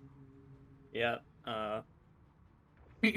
assuming assuming UAH Charger Blue doesn't troll us right out the gate and switch to some freaking weird Bastion comp or something like that. Not that I've seen the Atlanta Rain run that a couple times before, but yeah, double bubble for both teams here. Looking pretty similar, but Jinro is gonna be on that Mercy. Hantu will be on the Tracer, and Emerald gonna play the Echo. RKO gonna be on the Brig to sort of repel the dives coming in from Omotofu. Yeah, the only real difference is this Tracer versus Kree. Hantu might be struggling versus Emerald 37X with these flashbangs, and even just a headshot plus any other damage will just completely crush them. And then that Brig. So that Brig's going to be able to try to stop Omotofu from engaging. But already Omotofu is so low. He can't play. He gets booped off the map because he tries to jump back to retreat. And Bazinka's just free reign. Gets completely crushed. And now Edgy's alone on point. Has no fly. Gets just completely run over by the rest of Charger Blue. It's only Empty Blue left. He's getting kind of styled on by Ice Manta right now. And it just jumps off. He knows he can't make it. And that first point might have been a speed run. Almost 6 minutes on the clock. I need to go back in, get a replay on how Omotofu ended up dying there, because they just got obliterated. Like, Jesus. I mean, it's not even obliteration. It's just an unfortunate jump that knocked him out. And okay, there he might have gotten obliterated. He didn't have his whole team. Jijiro, you can't do that! You can't get away with that! Okay, Jijiro just gets a free res off onto Omotofu. His whole team's in now. They're able to play the point exactly where they were going to. Just this time they're down a res, I guess. But already Omotofu is just preventing. Yeah, Ice Manta gets isolated from the rest of his team by Omotofu's bubble. And now, down a monkey, it's really hard to push past this corner for Charger Blue. Yeah, they're down a main tank. They'll need to just need to sit back. But Empty Blue and Omotofu, they have second thoughts. They're going in on this. But the Deadeye from Emerald gonna finish off Empty Blue. The copy from Edgy, not gonna last very long, and he ends up going down, and those are picks going the way of Charger Blue. The Zynga, the last one alive, goes down as well. Yeah, that felt like a greedy play from Ascent. They're swapping off the monkey, so I think they were just trying to use up their ults and just, you know, end the fight. But in the end, it was just a bit greedy. They went really deep into the enemy lines to get some stagger picks that was already just a normal team fight anyway. It just didn't. Oh my god, they don't touch, no. Empty Blee wasn't really ready, and he's already 1 HP and gets just burnt down. The team wasn't around the corner yet. They were still respawning. And, I mean, that just shows how one bad play, one bad call can lead to an entire point capture with 5 minutes, 30 seconds on the clock. Oh, but look at that final nade from the Zynga. It's gonna at least keep Charger Blue back for a little bit. Empty Blee is on the Reinhardt now, too. You know, we typically see this on the third point, the more brawl style, and the high noon from Emerald gonna zone out Ascent just a little bit. Ice Monster is gonna get this nano boost. Onto with the Deadeye ends up showing off MJ Reyes. He waited for all of Charger Blue to be in his sights, but, well, not all of them, just a little bit of them, so he could, you know, be safe from the DPS. But Ice Manta primals Hauntu in the back line, and now Emerald 37X is really deep, and yeah, gets properly taken out for it. Yeah, and that's finally a fight win for Ascent. They did hold on to some of those ultimates though. They still have the copy, and now Ice Manta's going in. MJ Reyes has this grab ready to use, and Edgy's trying to charge a grab a zone so that he can actually just stay in the fight. I mean, 4 bubbles for your team is pretty useful, but if Edgy can't charge this grab in time, this copy might have been a waste. Catches 2, absolutely stopping the progress for Charger Blue, but it might have been a little late. He couldn't get the energy to deal enough damage and charge it, and now they can't really touch, so they don't contest the point. So Charger Blue gets 4 minutes 4 seconds on clock. Yeah, that was a little bit of a speed run for Charger Blue. Yeah, I mean, yeah. that's a classic snowball. It was an unfortunate, maybe some might call it an unlucky jump for Omotohu at the very start, where you just couldn't do, like, what are you gonna do? You get accidentally booped by the enemy monkey jump, so suddenly you're falling off the map. Cool, fun, whatever, it happens. So instead, I think Ascent's still gonna be able to cap this. I believe in them to cap all 3. But no matter how they do it, unless if they can just absolutely copy that and get an absolute snowball, they're gonna be stuck with less time on clock. Well, this is a different look from Charger Blue. They're on the double shield with the McCree and the Torb. Attackers incoming in 30 Oh. seconds. Okay, Yeah. okay. And the Ana as well. So I've seen this a little bit. I Yeah. haven't really seen it work. But that's because it's an interesting comp. It's not Right. meta by any means, as I mean it has Torb in it. And so from what we can see, the Torb setting up with their Ana, trying to use that turret to protect their Ana, and the double shield, as is tradition, just gonna be annoying. 3, 2, Yeah, and the Ana Bap will be able to provide a lot of heals, just to keep everyone alive. Yeah, I like this turret setup, as well as Emerald with the Ana as well, to sort of just keep them from being dove. But they're just gonna go right under. Yeah, they're going under, which is, I mean, it's a nice strategy to avoid this double shield spam, but it's very difficult to avoid. I mean, you can't stop it forever. Eventually, you have to deal with that setup. And I mean, having Ice Manta on the point on Sigma, he's killable, and so is Emerald. Just gets booped down by Empty Bleed, but it's not enough to kill him because of the numbers advantage. So, I mean, it was a nice start, but it feels like Ascent needs to really change up their game plan or get some ults. Some ults to break this bunker comp, just absolutely crack him open. As soon as Empty Blee went in to try and jump onto the Ana and the McCree on the high ground, they were already just under so much pressure, and were just taking even more from the other side, from the Orisa and the Sigma. Ice Manta did almost die there and was forced to drop, but it just wasn't enough, and now they're just gonna go up to the left side high ground. Yeah. Oh, Empty Blee. Not much you can do there. Gets accretion and just put like, I mean, he's laid out in front of Emerald 37X for the high noon. It's very difficult. I mean, you can't really dodge it. You have to have a shield or some barrier in front of you. Yeah, and unfortunately they just weren't able to have that in time. And look at this, Ice Manta and MJ Reyes just getting a bit of that spam damage in. Now MJ Reyes has the supercharger as well as the support ult online, so that's 3 damage boosting ults, depending on who you apply it to. And there's the rally coming out from Jinro, and they're just gonna go down main. I mean, NT-Blee, if he gets nanoed, can just maybe crush any. Oh, but he just gets burned down by an electric cowboy. Jay Jinro trying to I mean, they got a tick, but I mean, there's not much you can really do besides that. Jay Jinro used the rally, didn't really get that much off of it as the rest of the team just went down, and he's going Zen, hoping to break this Torb turret and just deal shield damage so that the rest of the team can actually get the value that they need. No, not the Moira pick. Please no. Go back to the Zen. Thank you. Yeah. Yeah. I don't know. I don't know what the Moira pick's about. The orbs are gonna potentially get value, but overall, it just feels a little greedy. Already, MT-Blee going for a primal, but when your entire team gets zoned back by a Deadeye plus a Torbolt, just absolutely clogging up that choke, I mean, you can't really do anything. Your team can't walk forward.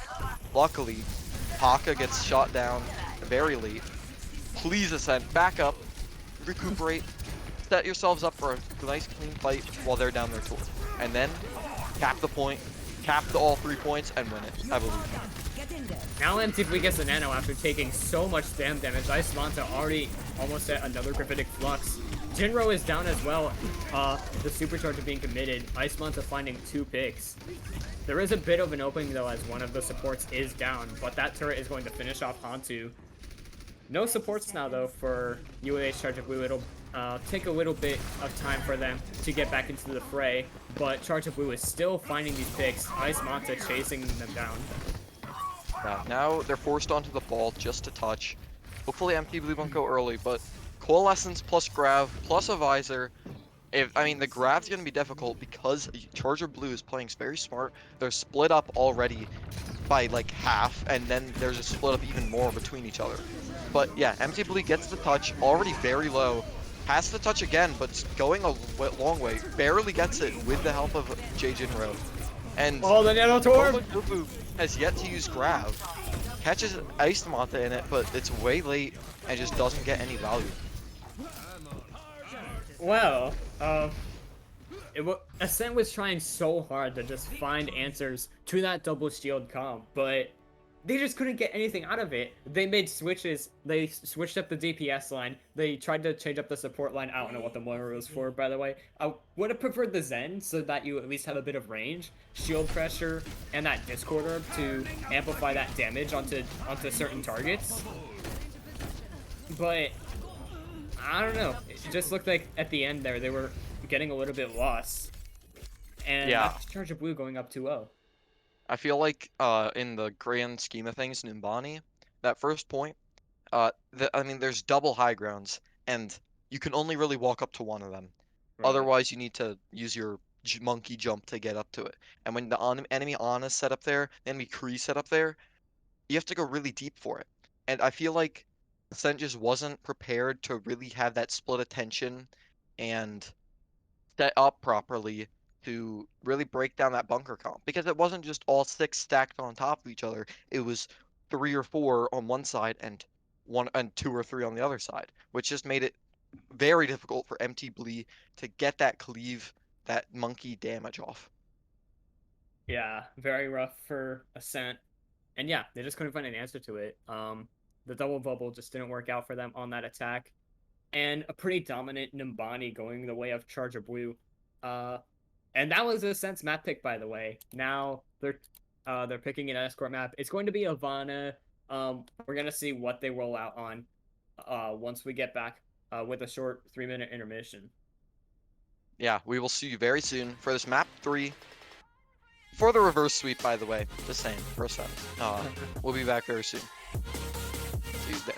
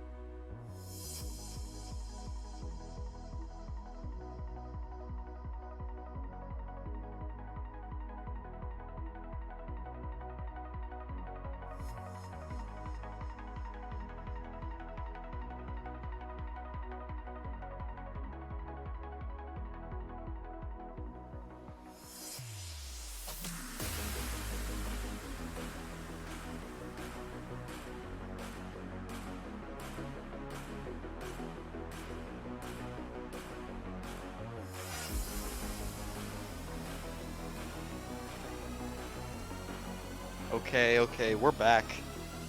I mean, we're down bad a little bit for Ascent, but Oh, you are. well, we as a community, hold on, let me check real quick. The 11 people, including myself, who have voted for Ascent in the poll, as well as every other viewer, including the people that voted for.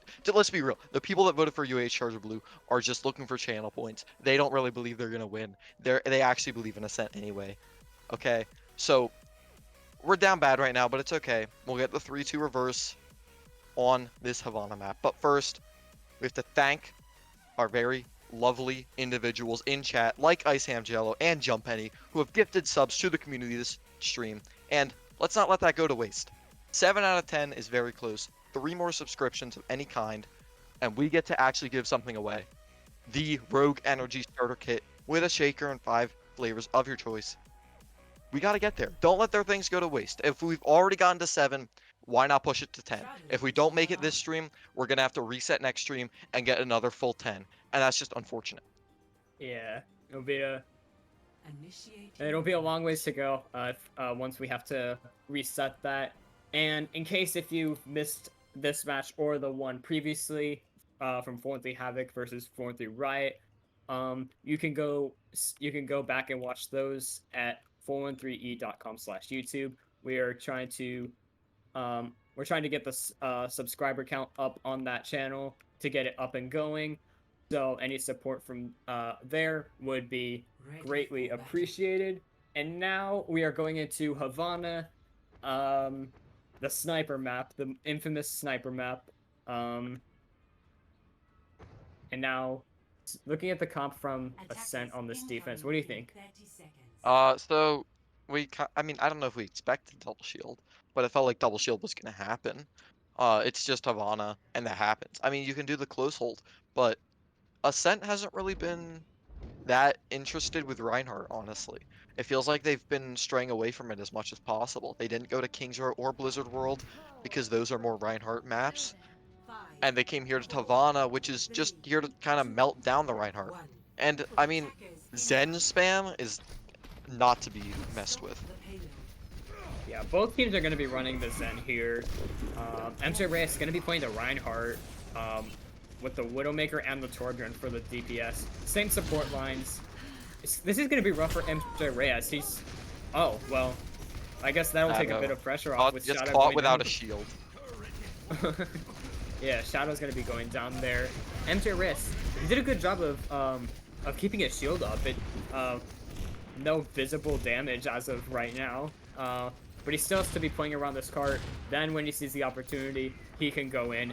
Shadow is back in the fray now, though, looking to get some headshots in. Yeah, so far Omatofu's gotten some really big pulls, but there's not really been any follow-up for it. Hantu on Kree, I mean, a Kree can't really follow up that hard. He can maybe hit 2 shots onto a pull, but that's just aim anyway, so it's very difficult. It's all up to Shadow to hit headshots off of it, or MT Bleed to hit his big Stigma accretions on it.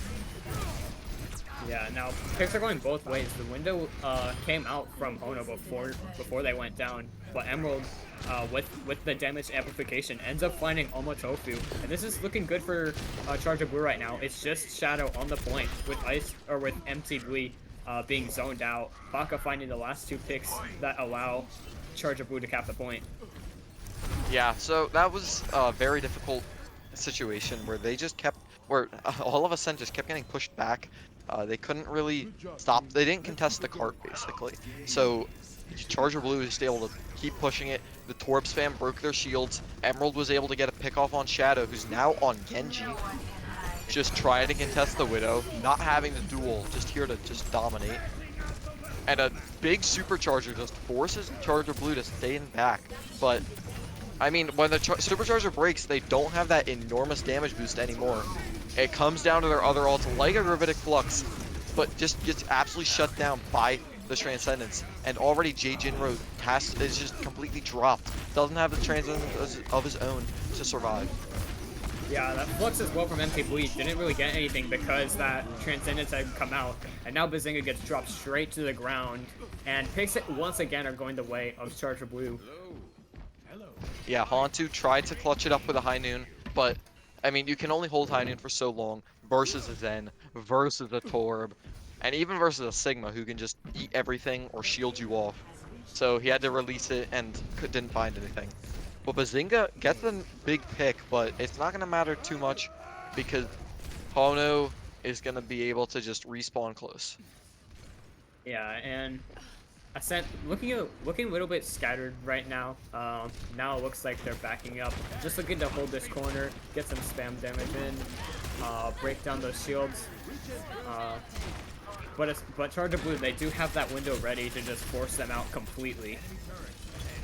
Yeah, awkwardly, it feels like Charger Blue shields have been taking less damage than Ascent shields. Even though Ascent has this positional advantage with these corners.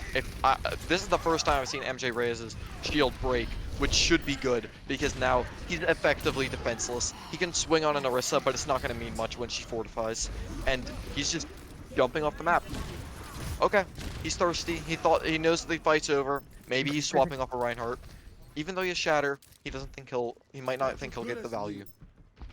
Yeah, overall there wasn't much that he could do in that fight, and now ultimates are coming online for both teams. We're seeing both tank ults on the side of Ascent. No defensive ult really on the side of Charger Blue to stop that Gravitic Flux, but Ono could end up using that Immortality Field to save their team. The Transcendence is out from Jinro. That's going to give Ice Manta a free Gravitic Flux once they once it wears off. Yeah, already Ice Manta and the supports of Charger Blue are very low, but MT Blee gets caught out under the bridge. No real help for there. Bazinga, no shot. He's in the Gravitic Flux. They're not gonna live through that. And now, I mean, Charger Blue's on the cart, and Omatofu doesn't want to contest. He doesn't have the support to contest, but he's just gonna get chased down and killed with J Jinro. So now it's stagger picks effectively, as Charger Blue might be able to just slide this card in for the win. MT Blee moving over to the Roadhog. I'm not sure what the purpose of this pick is, but they're not going to be able to go in and touch. They got MT Blee, sorry, got body blocked on their way out of that doorway. Couldn't find the pick onto the Lucio because that Immortality field came down, and they just couldn't touch. It's unfortunate, to say the least. A lot of that very well played by MJ Reyes. Incredible shield usage with his tank partner, Ice Manta. You'll love to see the tank synergy. The just rotations between the shields, the Sigma hands to eat up all the spam damage. I don't think in first point MJ Reyes lost his shield almost at all. You pointed out it was relatively healthy, over 1,000 HP probably, and I mean, when your Reinhardt has full shield pretty much, it's very difficult to be losing there. Yeah, and especially when when he's able to get up and close against the double shield, there's not really much you can do if you're the double shield, if the Ryan is walking into you and getting support from the rest of his team with the full shield as well. And yeah, it looks like Charger Blue is gonna be running the same comp, except RKO is going to be playing the Brig here, and MJ Reyes will move over to the Orisa. I like this. It'll allow him to contribute to that shield pressure and that spam damage overall. It'll also be good for the for those pulls to combine with maybe a headshot from Emerald or a rock. Pretty much anything, really. Yeah. Also, this Zarya is interesting because the Zarya is not going to get very much value until they get up close and personal, which, I mean, already they're pushing this corner with without their supports yet, but here they come. Already they're fighting close with Omatofu, but Bazinga dropping 2 Emerald 37x, just getting 2 pickoffs. That's a difficult corner to fight. They know that exactly what they want to do. They want to get their Reinhardt swinging on the Sigma, the Brig, and the Torb, but as long as Emerald 37x is alive, they can't. But just as I say that, he goes down. He gets dropped. So suddenly they have this free push past all this open area into this brawl corner that they want. Now Paka is down as well. It's still RKO and Ice Manta holding this angle with that Torb turret, which now goes down. RKO down as well, and it's just Ice Manta there. Well, meanwhile, MT Blee is just pushing the cart for free. Yeah, absolutely no contest. MJ Reyes wants to stay on high ground with Hono, and Ice Manta's going into spawn to kill Shadow, and almost gets him.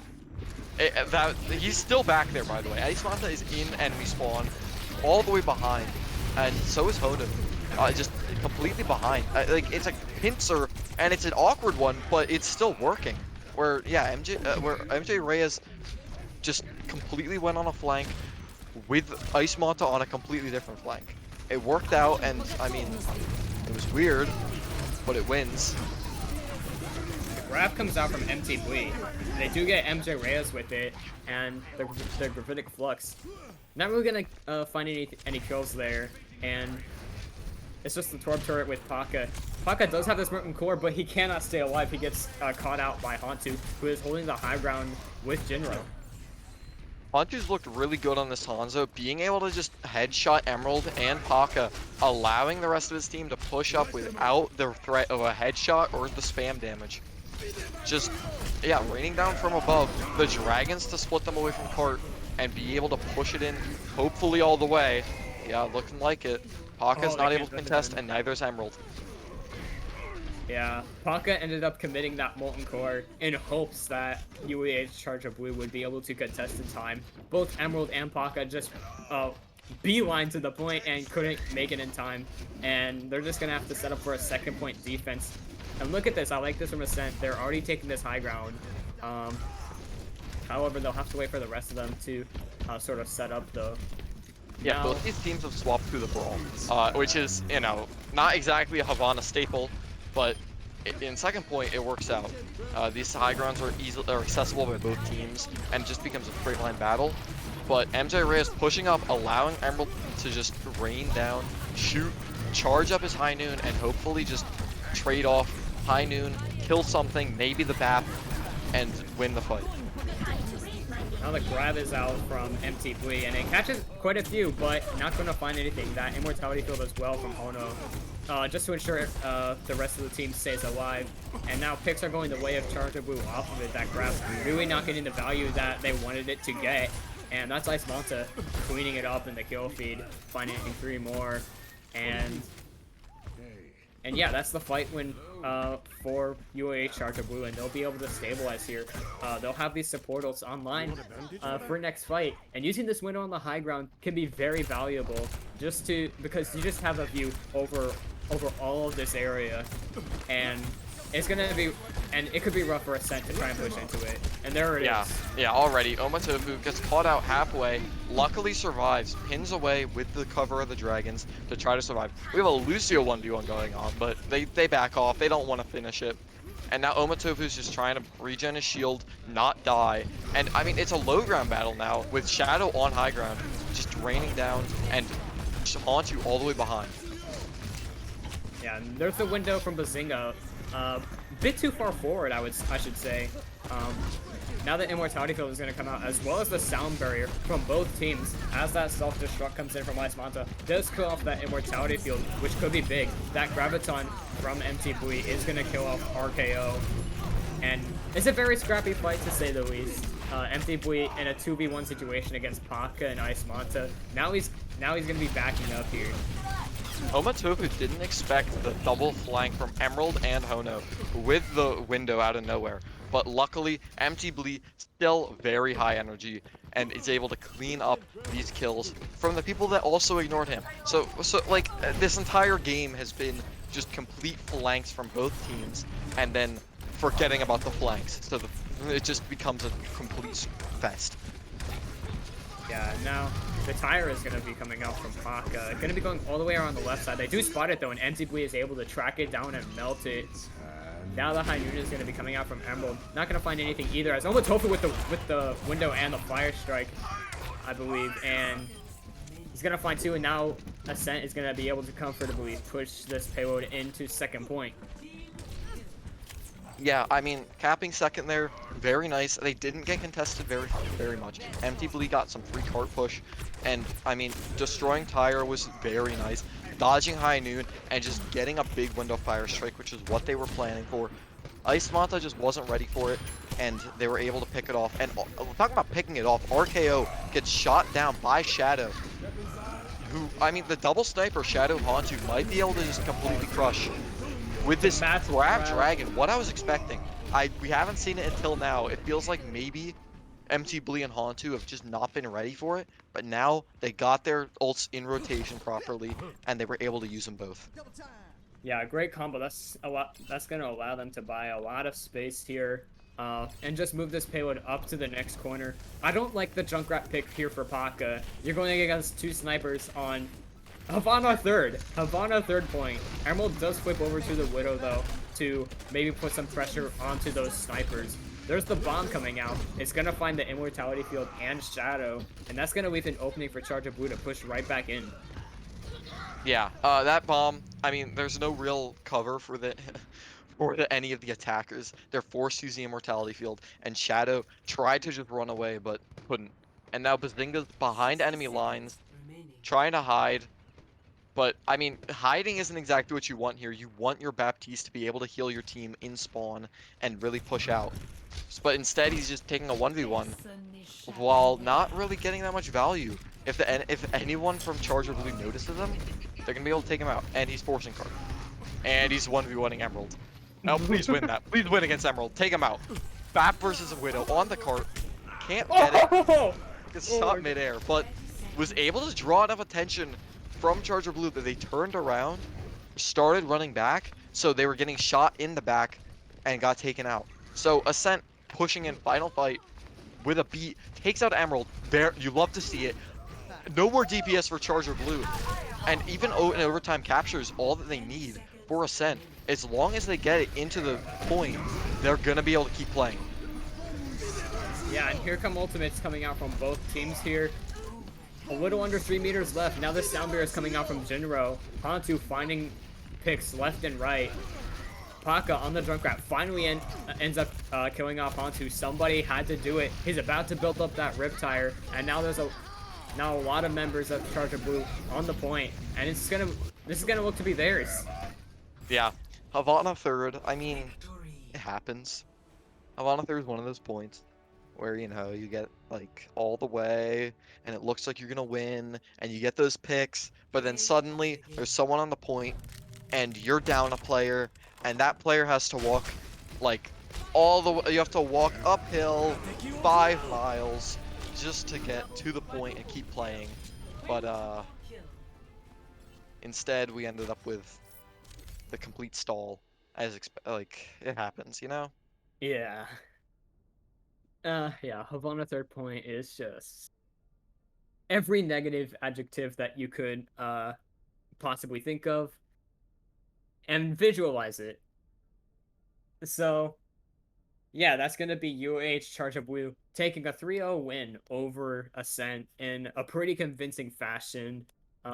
We saw a lot of different team comps across the board from both teams, and Charger Blue was just able to utilize theirs to better potential, if I had to say.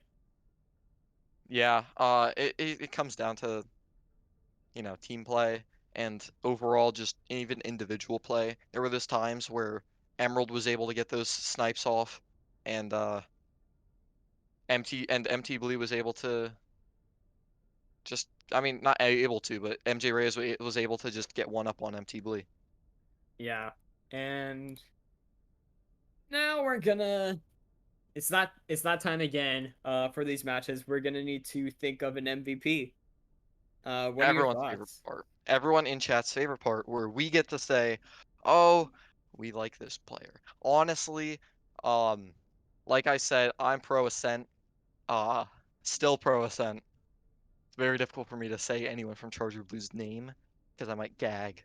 Uh, not nothing against them, of course. Just, you know, I was rooting for the other team. It's like your team loses the Super Bowl and you gotta pick MVP. Like, come on, you don't wanna. Yeah. So Charger Blue fan, who do you think got MVP? Oh man, it's hard to pick from. If I had to take a look, RKO definitely one a candidate for MVP. Just, absolutely fragging out on the support as well as just being able to enable that team, and that's what you want, especially from somebody who plays Lucio. Remember back on Nilius when they got like 5 Enviros on that one stage? Yeah, actually I do. Funny thing, I do remember that. I'd rather not, but sure, yeah, I Yeah, remember. sorry, bro. Uh, Another one, probably Iced Manta. Just that off tank play overall. Uh, well, that tank play overall, they did play Monkey when Charge of Boo opted to go for the double bubble. So their overall tank play just ended up working out really well. So in my opinion, it's between one of those two. Uh, I I mean, I do remember the flashy plays from RKO, as well as just general the Ana play, and I mean, I'd like to give it to RKO. I like the guy. I think he played well. I think he got some flashy plays as well as just general value. Yeah, for sure. So yeah, it's settled. Is gonna be our player of the match today. We're gonna see if we can get them in here real quick uh for a short interview. Yeah, I mean, Now those channel points are coming in hot. Let's go, dude. yeah, there's, yeah. I mean, yeah, exactly. Yeah. Whoa, my bank account just flooded with channel points. Whoa, that's weird. It's funny, actually. Um, kind of looking stacked right now, completely. Just like everyone else that voted for Ascent, right? Everyone, Mhm. 100% of the chat, like I said. But it Right. happens. So, I mean, we're just struggling to get RKO in here, as he as we Give me wait one for second. him. He's a tough man to meet. You know, he's a internet celebrity. MVP. You get MVP once, and suddenly you're too good for a second MVP interview. It's just too Yeah. much for him, I guess. And there it is. RKO, what is up, man? How are you feeling? I'm feeling great. Awesome, awesome. So, it was a pretty convincing win over Ascent. Um, and we saw that double shield comp on Nimbani that you ran with the Torb. Then we saw on Havana. Where'd you guys end up coming up with that? Um, we've been practicing a lot of double shield on certain maps, especially Havana. But just normally with double sniper, and we have a Paka on 800 ping right now. Oh, so so he Torb is kind of a comfort pick for him anyway. So it ended up just expecting the monkey. We thought it would work really well, and we literally haven't scrimmed Numbani I think in months. So it was just kind of we think this will work. This is how we kind of play Havana, and ended up kind of doing a little better than expected. yeah, Nimbani it's one of those maps. So you don't see it that often. We haven't seen it too much throughout this tournament. And I doubt anybody really has been scrimming it that much lately at Yeah. all. Um, but yeah. Um, and how are you feeling as well after that absolute frag play on Ilios? Oh, that was beautiful. I'm kind of disappointed I didn't get the diva at the end there, but it wouldn't have been possible without that really clean pull from Ice Manta. It was it was nice. It was a great play, one for the books. Yeah, the Orisa pick there, I thought it was definitely an interesting one. Um, and it's really cool to see how it worked out. It's really, and in my opinion, it's just really cool to see teams just sort of try different things. I don't know if you guys have actually run that before. Please forgive my bad memory. No, But go ahead.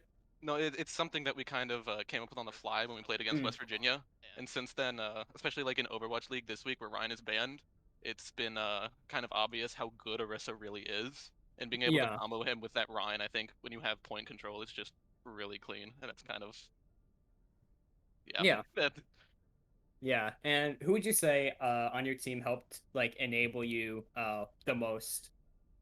I mean, I don't think anybody really carried tonight. I think we just had really good team play overall, but I'd have to give it to my support duo, Honoi. He he had some really nice windows. Definitely Yeah, for came in sure. clutch with the MOs and the healing multiple times. Yeah, absolutely. And boat name, is there any questions you have for RKO? Anything? Um, my first question is why didn't you follow the script for this match?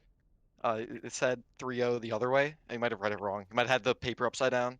I don't know. What Well, happened to be there? fair, there was a discussion before games whether if the game went to a map 5, there may or may not have been a arranged Torb 1v1 for point control.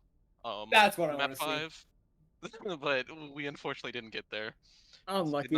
Did not throw for the content. Maybe one day we'll see it. One day we'll see it.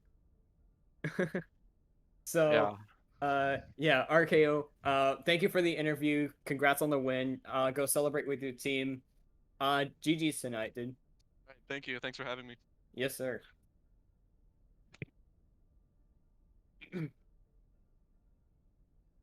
Yeah, let's get him out of here. Kick him, ban Oh, him. Yeah, there we go. He's gone. So now, after all of that, we've had our MVP, we've had our match ending, or whatever. So Hawkshaw, what's next? that's a good question. I lost count of like the of how many subs we got throughout the stream. Okay. Oh, so currently, according to production, we're doing the giveaway. You guys have done it. You didn't throw away Ice Ham Jello's uh gifted Gifted subs, subs. as well as Jump Any, and I know I'm missing people. The new Builder 2 and Ascend Yada. Thank you very much for your subs. You've made it you got there to the giveaway for a Rogue Energy starter kit. Yep. So, let's so stay tuned. Let's see who won. Yeah, so we get to actually like run it, right? Yes, Run the giveaway, check out what happens, throw through all of our subs into the random number generator, of course, as is tradition.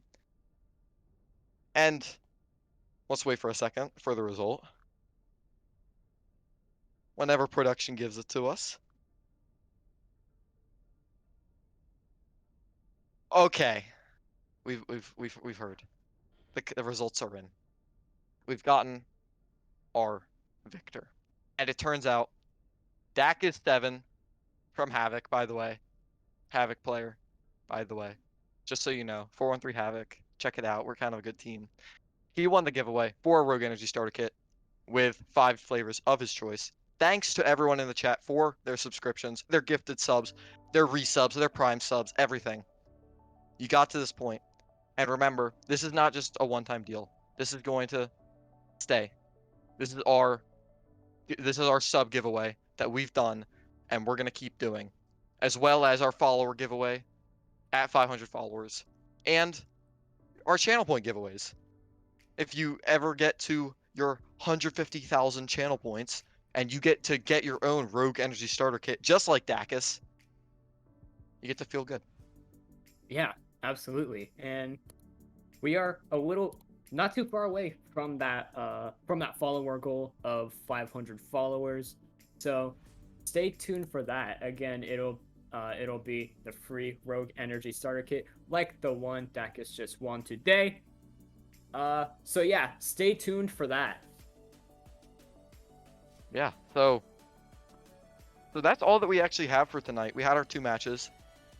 Both 3-0s. Not particularly quick, but certainly still 3-0s, which, I mean, you play less maps, you see less Overwatch. It's unfortunate. But they kept our streak of 3-0s for this week. That's 3 3-0s. If we get it to 5 3-0s, that'd be a pretty nice looking scoreboard. Absolutely. We'll be waiting to see that. We'll be definitely waiting to see that. I don't think it's happened like at all yet, so it'd be pretty cool. Of course, it'd be pretty cool. Everything that happens on the stream is pretty cool. Maybe even better. But for tonight, that's all that we have. I'm SS Boat Name, paired with Hawkshaw. We'll see you tomorrow night for another match of Potatoes versus Nightshade. But for now, we're signing out. We gotta go. Have a nice night's rest and everything, and come back tomorrow well refreshed. Absolutely. Stay tuned for tomorrow's match. Thank you everyone again. Thank you for all the support. It means a ton to us. And yeah, we will see y'all tomorrow.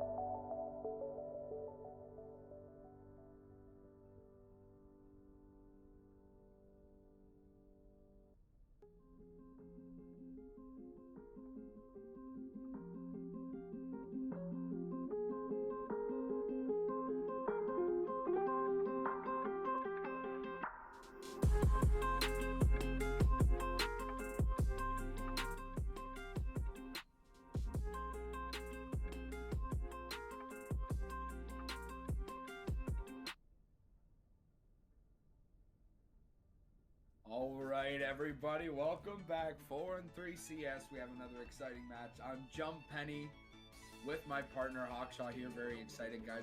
Yeah, the nanos are pretty hot. Yeah. Yeah, if he was here now, I'd probably kiss him. Oh yeah, of course. Those ultimates were built faster than someone would get canceled on Twitter for saying K-pop sucks. That was a scrappy fight if I've ever seen one. Here we go. MJ Reyes is maybe reporting in Gen Chat that he's drinking a 2-liter. Here we go. Indeed, what's going on? Not much is going on. I know that what's about to be going on is a very exciting match between two of the top teams as far as the standings are concerned. How do you guys feel about Nightshade going in this matchup? We're not too concerned. We're hoping for a quick 3-0 because I got a date with the suspect's mother after this at around let's see, 9 o'clock, so 9 Eastern o'clock. time. So I'm hoping for a quick 3-0. So I gotta catch this date. I'm taking her to. She's a classy girl, so she wants to go to Longhorns. Making the great escape through the mini room and being back with his team to again keep doing up the DPS. Shadow comes in but is blocked by their own wall from Edgy. Unfortunate. And they do it again. MJ Reyes. Look who's closer to Shatter. Look who's closer to Shatter. It's MJ Reyes. CQ1 has some ground to cover here. And don't forget, from what we saw last time, this is a defensive team. I don't know what it is, but they're just better on the defense than they are on the offense. Oh, he can't stop somebody. 3, 2, 1, go. Yeah, of course that barrage is going to be online too very soon, but then the only support ult that we're going to see, it'll be interesting to see what kind of difference that can make as the high noon comes out immediately. There's the grab, there's the window, there's the immortality field, but the barrage is huge, gets up 5K, oh my god! What a huge play by Icy there, cleaning up the rest of the team through a grab and a window and an immortality. Your ranked games, don't just randomly throw your tire, run it down main. It's gonna get broken. You're gonna get no value. You're not Prism. A good window placement, immortality saving the team many, many times. Absolutely, now they're coming into this, both sides have this beat. It'll be interesting to see which side can sustain the longest. A true testament, but the Shadow doesn't make that easy! Me 98, good god man, let them live! What a very good play by me 98.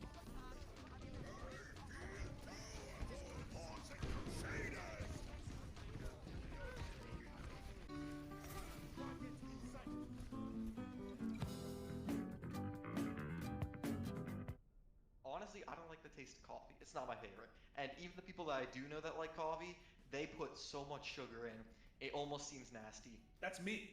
I'm that guy. Like, it just feels unhealthy, right? Right. So Exactly. And then I start thinking, right? And I'm like, well, there's got to be a sugarless way to get caffeine in my daily morning routine. There's got to be, right? Well, who else but Rogue Energy, right? Rogue Energy, 413 Esports on Rogue Energy for 10% off your purchase.